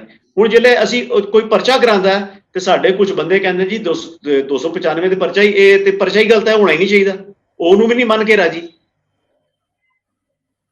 ਸੋ ਥਰਡ ਆਪਸ਼ਨ ਆ ਗਿਆ ਕਿ ਬਈ ਜਿਹੜੀਆਂ ਅੱਛੀਆਂ ਡੈਮੋਕ੍ਰੇਸੀਜ਼ ਨੇ ਬਾਹਰ ਦੀਆਂ, ਜਿਹੜੇ ਅੱਛੇ ਸਿਸਟਮ ਨੇ, ਜਿਹੜੇ ਇਹ ਕਹਿੰਦੇ ਨੇ ਵੀ ਅੱਛੇ ਸਿਸਟਮ, ਉੱਥੇ ਦੀਆਂ ਜਿਹੜੀਆਂ ਬੋਡੀਜ਼ ਨੇ ਜਿਸਲੇ ਉਹ ਇੱਕ ਐਕਸ਼ਨ ਲੈ ਕੇ ਔਰ ਉਹ ਦੋਸ਼ੀ ਪਾਉਂਦੀਆਂ ਨੇ ਔਰ ਉਹ ਫੈਸਲਾ ਅਨਾਉਂਸ ਕਰਦੀਆਂ ਔਰ ਮਾਫੀਨਾਮਾ ਕਹਿੰਦੀਆਂ ਨੇ ਮੰਗਣ ਵਾਸਤੇ, ਤੇ ਮਾਫੀਨਾਮਾ ਮੰਗਣ ਤੋਂ ਬਾਅਦ ਦੁਬਾਰਾ ਬੰਦਾ ਕਹਿੰਦਾ ਕਿ ਨਹੀਂ ਮੇਰਾ ਮਾਫੀਨਾਮਾ ਠੀਕ ਸੀ, ਉਹਦੇ ਵਿੱਚ ਕੋਈ ਖਰਾਬੀ ਨਹੀਂ ਸੀ, ਮੈਂ ਕਸੂਰਵਾਰ ਨਹੀਂ ਸੀ, ਮੈਂ ਵਾਇਲੈਂਸ ਕੋਈ ਇਨਸਾਈਟ ਨਹੀਂ ਸੀ ਕਰ ਰਿਹਾ, ਉਹ ਫਿਰ ਦੁਬਾਰਾ ਉਸੇ ਕੰਮ ਦੇ ਉੱਪਰ ਲੱਗ ਜਾਏ। ਸੋ ਤਿੰਨੋਂ ਜਗ੍ਹਾ ਦੇ ਉੱਪਰ ਤਿੰਨੋਂ ਦੋ ਕਾਨੂੰਨੀ ਆਪਸ਼ਨਸ ਨੂੰ ਰਿਜੈਕਟ ਕਰ ਦੇਣਾ ਔਰ ਫਿਰ ਇੱਕ ਜਿਹੜਾ ਕਮਿਊਨਿਟੀ ਐਕਸ਼ਨ ਹੈ ਜਿਹਦੇ ਵਿੱਚ ਬੁਲਾ ਕੇ ਇੱਕ ਕਮਿਊਨਿਟੀ ਕਹਿੰਦੀ ਹੈ ਵੀ ਤੁਸੀਂ ਇਹ ਕੰਮ ਨਾ ਕਰੋ, ਉਹਨੂੰ ਕਹਿਣਾ ਅਸੀਂ ਇਸ ਅਥਾਰਟੀ ਨੂੰ ਮੰਨਣ ਨੂੰ ਤਿਆਰ ਨਹੀਂ ਆ। ਤੇ ਆਫਟਰ ਆਲ ਇਹਨਾਂ ਟਿੱਪਣੀਆਂ ਦਾ ਫਿਰ ਹੱਲ ਕੀ ਹੈ ਇੱਕ ਕਾਮਨ ਬੰਦੇ ਕੋਲ? ਹੁਣ ਹੱਲ ਇਹ ਹੈ ਕਿ ਕੋਈ ਰਿਸਪੌਂਸਿਬਲ ਬੰਦੇ ਜਿਹੜੇ ਨੇ ਉਹ ਆਪਣੀ ਰਿਸਪੌਂਸਿਬਿਲਿਟੀ ਨੂੰ ਸਮਝਣ। ਬਈ ਜੇ ਕਾਨੂੰਨ ਵਿੱਚ ਇੱਕ ਬੰਦਾ ਜਾਂਦਾ ਤੇ ਉਹਦੀ ਖਿੱਲੀ ਤੁਸੀਂ ਉਡਾਉਂਦੇ ਹੋ, ਜੇ ਤੁਹਾਡੇ ਆਪਣੇ ਦੇਸ਼ ਦਾ ਕਾਨੂੰਨ ਜਿਹੜਾ ਉਹ ਤੁਹਾਨੂੰ ਰੈਪਰੀਮਾਂਡ ਕਰਦਾ ਤੁਸੀਂ ਉਹਦੀ ਵੀ ਖਿੱਲੀ ਉਡਾਉਂਦੇ ਹੋ, ਜੇ ਕਮਿਊਨਿਟੀ ਲੈਵਲ ਦੇ ਉੱਪਰ ਕੋਈ ਫੈਸਲਾ ਕੋਈ ਬੁਲਾ ਕੇ ਕਿਹਾ ਜਾਂਦਾ ਵੀ ਆਓ ਸੰਵਾਦ ਕਰੋ, ਡਾਇਲਾਗ ਕਰੋ, ਤੁਸੀਂ ਉਹਦੀ ਵੀ ਖਿੱਲੀ ਉਡਾਉਂਦੇ ਹੋ। ਦੈਟ ਮੀਨਸ ਕਿ ਤੁਸੀਂ ਕੋਈ ਹੱਲ ਚਾਹੁੰਦੇ ਹੀ ਨਹੀਂ ਹੋ। ਤੁਸੀਂ ਪ੍ਰੋਵੋਕੇਸ਼ਨ ਕਰਕੇ ਇੱਕ ਐਟਮੋਸਫੇਅਰ ਖਰਾਬ ਕਰਨਾ ਚਾਹੁੰਦੇ ਹੋ। ਔਰ ਇਹ ਜਿਹੜਾ ਕਮੈਂਟ ਹੈ, ਇਹ ਕਮੈਂਟ ਮੇਰਾ ਨਹੀਂ ਹੈ, ਬਲਕਿ ਇਹ ਕਮੈਂਟ ਜਿਹੜਾ ਹੈ ਉੱਥੋਂ ਦੀ ਬ੍ਰੌਡਕਾਸਟਿੰਗ ਸਟੈਂਡਰਡ ਅਥਾਰਟੀ ਦਾ, ਇਹ ਉੱਥੋਂ ਦਾ ਫੈਸਲਾ ਹੈ। ਸੋ ਥਰਡ ਲਾ ਆਫ ਮੋਸ਼ਨ ਨੂੰ ਤੇ ਤੁਸੀਂ ਦੇਖਦੇ ਆ ਕਿ ਥਰਡ ਲਾ ਆਫ ਮੋਸ਼ਨ ਤੇ ਬੱਚੇ ਆਪਣੀਆਂ ਸਕੂਲ ਦੀਆਂ ਕਿਤਾਬਾਂ 'ਚ ਪੜ੍ਹਦੇ ਨੇ, ਉੱਥੇ ਪੜ੍ਹਾਇਆ ਜਾਂਦਾ। ਲੇਕਿਨ ਜਿਸ ਲਈ ਇੱਕ ਲੀਡਰ ਨੇ third law of motion Sikh community ਬਾਰੇ ਕਿਹਾ ਤੇ ਉਹਦਾ ਸਿੱਟਾ ਬੜਾ ਭਿਆਨਕ ਨਿਕਲਿਆ। ਹੁਣ ਉਹ ਲੀਡਰ ਇਹ ਜਾਂ ਉਹ ਬੰਦਾ ਇਹ ਗੱਲ ਨਹੀਂ ਕਹਿ ਸਕਦਾ ਕਿ ਦੇਖੋ ਜੀ ਮੈਂ ਤੇ ਉਹੀ ਗੱਲ ਕਹੀ ਸੀ ਜੋ ਕਿ ਸਕੂਲਾਂ 'ਚ ਬੱਚੇ ਪੜ੍ਹਦੇ ਨੇ, ਜੋ ਕਿ ਕਲਾਸਾਂ ਹੀ ਪੜ੍ਹਾਈ ਜਾਂਦੀ ਹੈ। Third law of motion, every action has a reaction. So ਸਾਡੇ ਜਿਹੜੇ ਪ੍ਰਚਾਰਕ ਨੇ ਜਾਂ ਸਾਡੇ ਜਿਹੜੇ ਐਸੇ ਆਰਗੇਨਾਈਜ਼ਡ ਬੰਦੇ ਜਿਹੜੇ ਕੰਮ ਕਰ ਰਹੇ ਨੇ, ਉਹਨਾਂ ਨੂੰ ਇਹ ਸੋਚਣਾ ਚਾਹੀਦਾ ਹੈ ਕਿ ਕੁਝ ਗੱਲਾਂ ਤੁਹਾਡੀਆਂ ਗਾਲਾਂ ਦੇ ਰੂਪ ਵਿੱਚ ਬਾਹਰ ਆ ਰਹੀਆਂ ਔਰ ਕੁਝ ਗੱਲਾਂ ਤੁਹਾਡੀਆਂ ਉਸ ਰੂਪ ਵਿੱਚ ਆ ਰਹੀਆਂ ਜਿਸ ਰੂਪ ਵਿੱਚ ਕਿਸੇ ਨੇ ਥਰਡ ਲਾ ਆਫ ਮੋਸ਼ਨ ਜਿਹੜਾ ਉਹ ਪੇਸ਼ ਕੀਤਾ ਸੀ। ਹਾਲਾਂਕਿ ਉਸ ਲਾਈਨ ਦੇ ਵਿੱਚ ਕੋਈ ਗੱਲ ਨਹੀਂ ਹੈ, every action has a reaction, ਲੇਕਿਨ ਜਿਸ ਮੌਕੇ ਤੇ ਉਹ ਗੱਲ ਕਹੀ ਗਈ ਹੈ, ਜਿਸ ਸੰਦਰਭ ਵਿੱਚ ਉਹ ਗੱਲ ਕਹੀ ਗਈ ਹੈ, ਉਹਦਾ ਬੜਾ ਵੱਡਾ ਲਾਸ ਹੋਇਆ। ਉਹਨੇ ਬੜੀ ਵੱਡੀ law and order problem create ਕੀਤੀ। ਤੇ ਕਿਤੇ ਤੇ ਤੁਸੀਂ ਆਪਣੇ ਆਪ ਨੂੰ ਰਿਸਪੌਂਸਿਬਲ ਸਮਝੋ। ਇਹ ਗੱਲ ਸਿਰਫ ਇੱਕ ਪਾਰਟੀ ਤੇ ਲਾਗੂ ਨਹੀਂ ਹੁੰਦੀ, ਸਿਰਫ ਇੱਕ ਕਿਸੇ ਜਿਹੜੀ ਬਾਹਰ ਬੈਠੀ ਇੱਕ ਬ੍ਰੌਡਕਾਸਟਿੰਗ ਅਥਾਰਟੀ ਹੈ, ਸਿਰਫ ਉਹਦੇ ਪਰ ਲਾਗੂ ਨਹੀਂ ਹੁੰਦੀ, ਸਾਰੀਆਂ ਆਰਗੇਨਾਈਜ਼ਡ ਸੰਸਥਾਵਾਂ ਦੇ ਉੱਪਰ ਲਾਗੂ ਹੁੰਦੀ ਹੈ। ਅਗਰ ਉਹ ਕਿਸੇ ਟਾਈਪ ਦੀ ਪ੍ਰੋਵੋਕੇਸ਼ਨ ਕਰਦੀਆਂ ਨੇ, ਉਹ ਵੀ ਗਲਤ ਹੈ। ਲੇਕਿਨ ਉਹ ਕਿਸੇ ਇੱਕ ਦੀ ਆੜ ਲੈ ਕੇ ਤੇ ਇਹ ਤੇ ਉਹੀ ਹੋ ਗਿਆ ਕਿ ਇੱਕ ਪਾਰਟੀ ਨੂੰ ਕੁਐਸਚਨ ਕਰੋ ਵੀ ਤੁਸੀਂ ਇਹ ਗਲਤ ਕੰਮ ਕਿਉਂ ਕੀਤਾ, ਉਹ ਕਹਿੰਦੀ ਹੈ ਦੂਜੀ ਪਾਰਟੀ ਨੂੰ ਪੁੱਛੋ ਵੀ ਉਹਨੇ ਗਲਤ ਕੰਮ ਕਿਉਂ ਕੀਤਾ, ਤੇ ਜਿਹੜਾ ਕਾਮਨ ਮੈਨ ਹੈ ਉਹਨੂੰ ਆਨਸਰ ਹੀ ਨਹੀਂ ਮਿਲਦਾ ਆਪਣਾ। ਉਹ ਜਿਸ ਪਾਰਟੀ ਕੋਲ ਜਾ ਕੇ ਕਹਿੰਦਾ ਵੀ ਤੁਸੀਂ ਗਲਤ ਕਿਉਂ ਕੀਤੀ, ਉਹ ਕਹਿੰਦਾ ਜੀ ਦੂਜੀ ਨੇ ਕਿਉਂ ਕੀਤੀ। ਜੇ ਦੂਜੀ ਕੋਲ ਪੁੱਛਦਾ ਵੀ ਤੂੰ ਕਿਉਂ ਕੀਤੀ, ਉਹ ਕਹਿੰਦਾ ਜੀ ਦੂਜੀ ਨੇ ਕਿਉਂ ਕੀਤੀ। ਇਹ ਤਾਂ ਕੋਈ ਸੋਲੂਸ਼ਨ ਨਹੀਂ ਹੈ ਨਾ ਕਿ ਆਪਣੇ ਐਕਸ਼ਨ ਨੂੰ ਜਸਟੀਫਾਈ ਕਰਦੇ ਜਾਓ ਦੂਸਰੇ ਦੀ ਮਿਸਾਲ ਦੇ ਕੇ, ਔਰ ਕਾਮਨ ਮੈਨ ਦੇ ਕੰਸਰਨ ਨੂੰ ਐਡਰੈਸ ਹੀ ਨਾ ਕਰੋ ਤੁਸੀਂ। ਸੋ ਇਹ ਜਿਹੜਾ ਘਟਨਾਕ੍ਰਮ ਹੈ ਸਾਰਾ ਇਹ ਵਾਪਰਿਆ, ਉਹਦੇ ਵਿੱਚ ਹੁਣ ਇਹ ਹੈ ਕਿ ਫਿਲਹਾਲ ਕੁਝ ਉਸ ਬ੍ਰੌਡਕਾਸਟਿੰਗ ਚੈਨਲ ਤੋਂ ਹੁਣ ਕੁਝ ਐਸਾ ਜਿਹੜਾ ਉਹ ਬੰਦ ਹੈ ਸਭ ਸਿਸਟਮ, ਅਜੇ ਕੋਈ ਆਇਆ ਨਹੀਂ ਹੈ। ਤੇ ਉਹਦਾ ਜਿਹੜਾ ਕਾਰਨ ਹੈ ਉਹ ਹੁਣ ਪੋਸੀਬਲੀ ਜਿੱਥੇ ਤੱਕ ਅਸੈਸ ਕਰਨੇ ਆ ਅਸੀਂ, ਇੱਕ ਦੋ ਕਾਰਨ ਉਹਦੇ ਹੋ ਸਕਦੇ ਨੇ ਮੁੱਢਲੇ, ਕਿ ਇੱਕ ਤੇ ਇੱਕ ਸ਼ੌਕ ਟਾਈਪ ਵੀ ਕਾਰਨ ਹੋ ਸਕਦਾ ਕਿ ਇੱਕਦਮ ਅਣਸੁਖਾਵੀ ਜੀ ਘਟਨਾ ਵਾਪਰ ਗਈ। ਇਹ ਥੈਂਕ ਗੋਡ ਕਿ ਉਹਦੇ ਵਿੱਚ ਕਿਸੇ ਦੀ ਜਿਹੜੀ ਹੈ ਕਿਸੇ ਨੂੰ ਜਾਨੀ ਨੁਕਸਾਨ ਨਹੀਂ ਹੋਇਆ, ਤੇ ਉਹ ਅਣਸੁਖਾਵੀ ਜੀ ਘਟਨਾ ਵਾਪਰ ਗਈ। ਤੇ ਇੱਕ ਉਹ ਵੀ ਹੋ ਸਕਦਾ ਕਿ ਉਹ ਇੱਕ ਸ਼ੌਕ ਦੇ ਵਿੱਚ ਹੋਣ ਜਾਂ ਉਸ ਅਜੀਬ ਜੀ ਸਥਿਤੀ ਵਿੱਚ ਹੋਣ, ਮਾਨਸਿਕ ਸਥਿਤੀ ਵਿੱਚ ਹੋਣ। ਦੂਸਰਾ ਕਾਰਨ ਇਹ ਹੈ ਕਿਉਂਕਿ ਇਨਵੈਸਟੀਗੇਸ਼ਨ ਹੋਣੀ ਹੈ, ਤੇ ਇਨਵੈਸਟੀਗੇਸ਼ਨ ਦੇ ਵਿੱਚ ਅਗਰ ਹੁਣ ਇਸ ਟਾਈਮ ਆ ਕੇ ਬ੍ਰੌਡਕਾਸਟਿੰਗ ਕੁਝ ਕੀਤੀ ਜਾਂਦੀ ਹੈ ਤੇ ਉਹਦੇ ਵਿੱਚ ਕਹਿਣ ਕੀ, ਅਗਰ ਉਹ ਤੇ ਉਸ ਬਾਰੇ ਕੁਝ ਵੀ ਨਹੀਂ ਕਹਿੰਦੇ then it is okay। ਅਗਰ ਉਸ ਕੇਸ ਨੂੰ ਡਿਸਕਸ ਕਰਦੇ ਨੇ ਤੇ ਇਟ ਮੇ ਹੈਂਪਰ ਦਾ ਇਨਵੈਸਟੀਗੇਸ਼ਨ। ਹੋ ਸਕਦਾ ਕਿ ਇਨਵੈਸਟੀਗੇਸ਼ਨ ਦੇ ਏਜੰਸੀ ਵੱਲੋਂ ਕੁਝ ਪਾਬੰਦੀ ਐਸੀ ਹੋਏ ਕਿ ਬਈ ਹੁਣ ਅਗਰ ਤੁਸੀਂ ਇਹਦੇ ਬਾਰੇ 'ਚ ਕੁਝ ਉੱਥੇ ਬੋਲੋਗੇ ਇਹਨਾਂ ਚੀਜ਼ਾਂ ਦੇ ਬਾਰੇ ਵਿੱਚ, ਤੇ ਦੈਟ ਮੇ ਜਾਂ ਉਹਨਾਂ ਨੂੰ ਐਡਵਾਈਸ ਕਿਸੇ ਲਾਇਰ ਨੇ ਦਿੱਤੀ ਹੋਏ ਕਿ ਬਈ ਹੁਣ ਇਸ ਤਰ੍ਹਾਂ ਦੀ ਚੀਜ਼ਾਂ ਅਗਰ ਤੁਸੀਂ ਬੋਲੋਗੇ ਉਹ ਤੁਹਾਡੀ ਇਸ ਸਾਰੇ ਮਾਮਲੇ ਦੀ ਇਨਵੈਸਟੀਗੇਸ਼ਨ ਦੇ ਵਿੱਚ ਔਨ ਰਿਕਾਰਡ ਲਈਆਂ ਜਾਣਗੀਆਂ, ਔਰ ਉਹਦੇ ਵਿੱਚ ਪਿਛਲੇ ਕੇਸ ਵੀ ਜਿਹੜੇ ਨੇ ਉਹ ਬਾਹਰ ਆਏ ਹੋਣਗੇ ਸਾਰਾ, ਕਿਉਂਕਿ ਉਹਦੇ ਵਿੱਚ ਵੀ ਉੱਥੇ ਵੀ ਉਹਨਾਂ ਦੇ ਲਾਜ਼ ਦੇ ਵਿੱਚ ਵੀ ਜਿਹੜਾ ਹਾਰਮਫੁਲ ਡਿਜੀਟਲ ਕਮਿਊਨੀਕੇਸ਼ਨ ਹੈ ਨਾ, ਜਿਹੜਾ ਹਾਰਮਫੁਲ ਡਿਜੀਟਲ ਕਮਿਊਨੀਕੇਸ਼ਨ ਦੇ ਜਿਹੜੇ ਪੈਰਾਮੀਟਰਸ ਉਹਦੇ ਵਿੱਚ ਇਹ ਚੀਜ਼ਾਂ ਉਹ ਵੀ ਨਹੀਂ ਅਲਾਉ ਕਰਦੇ, ਉਹ ਵੀ ਨਹੀਂ ਅਲਾਉ ਕਰਦੇ। ਔਰ ਉਹਦੇ ਵਿੱਚ ਉਹ ਜਿਹਦੇ ਕਾਰਨ ਮੈਂ ਤੁਹਾਨੂੰ ਦੱਸਿਆ ਕਿ ਦੋ ਜਿਹੜੇ ਫੈਸਲੇ ਨੇ ਉਹ ਉਹਨਾਂ ਦੇ ਖਿਲਾਫ ਆਏ।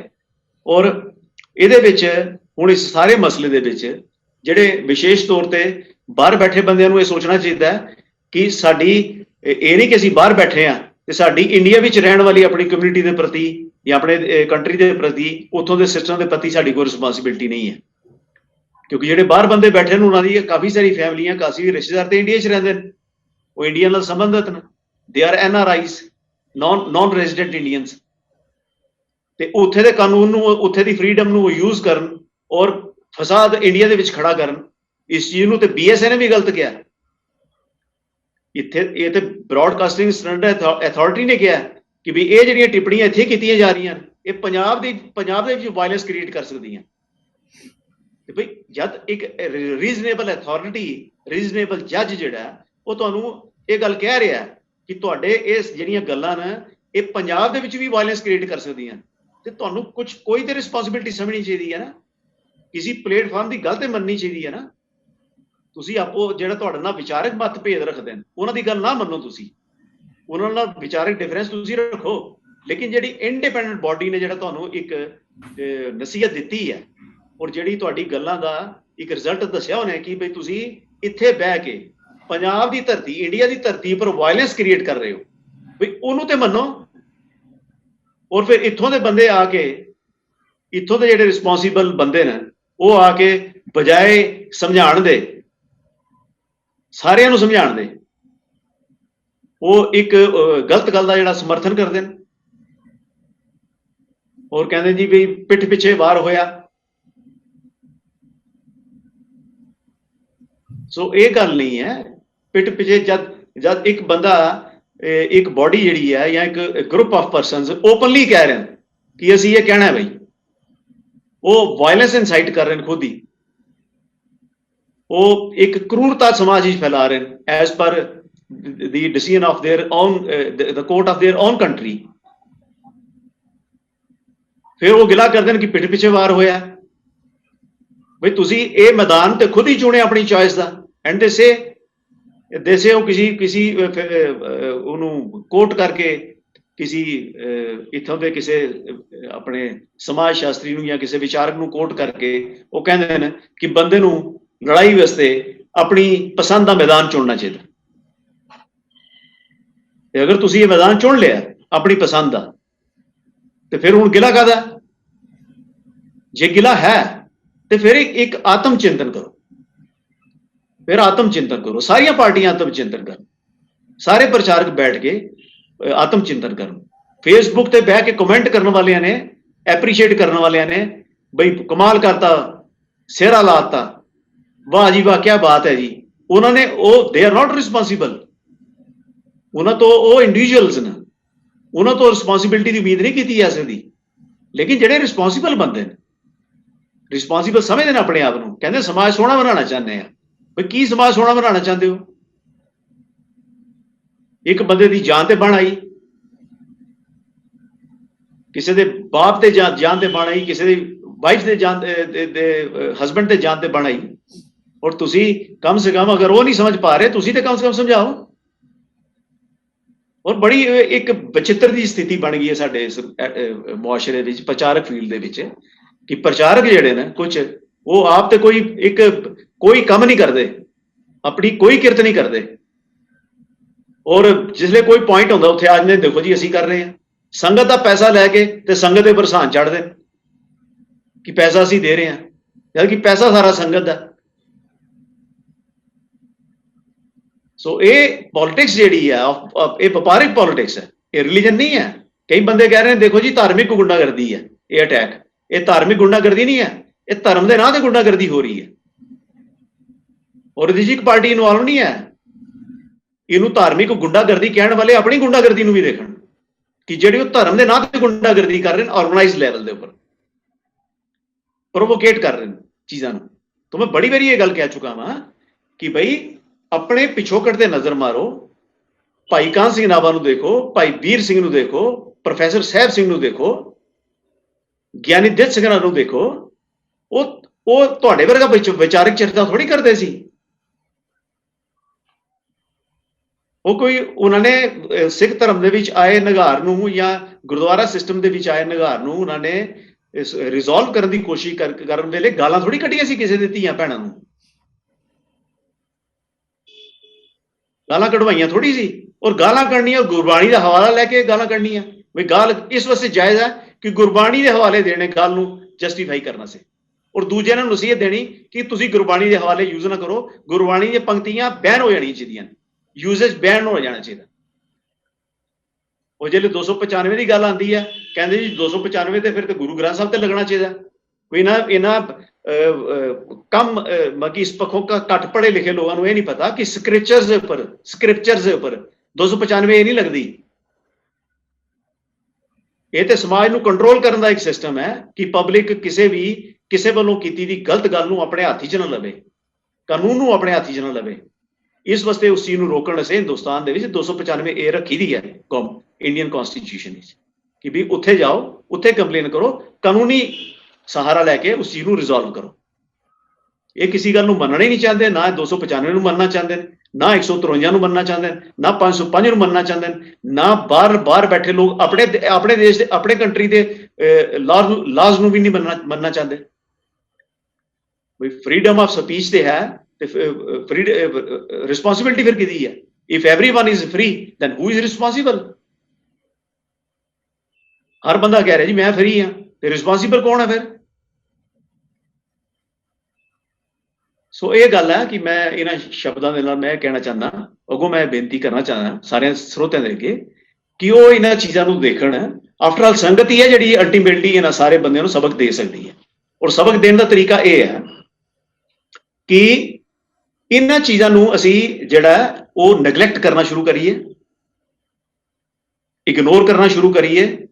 ਔਰ ਕੋਈ ਬੰਦਾ ਅਗਰ ਇਸ ਤਰ੍ਹਾਂ ਦੇ ਕਮੈਂਟਸ ਦਿੰਦਾ, ਉਹਦੀ ਅਸੀਂ ਪੋਲਾਈਟਲੀ ਅਗਰ ਨਿੰਦਾ ਕਰਨੀ ਹੈ, ਉਹਦੀ ਅਸੀਂ ਪੋਲਾਈਟਲੀ ਨਿੰਦਾ ਕਰਕੇ ਉਹਨੂੰ ਅਸੀਂ ਲੀਡਰ ਨਾ ਬਣਾਈਏ,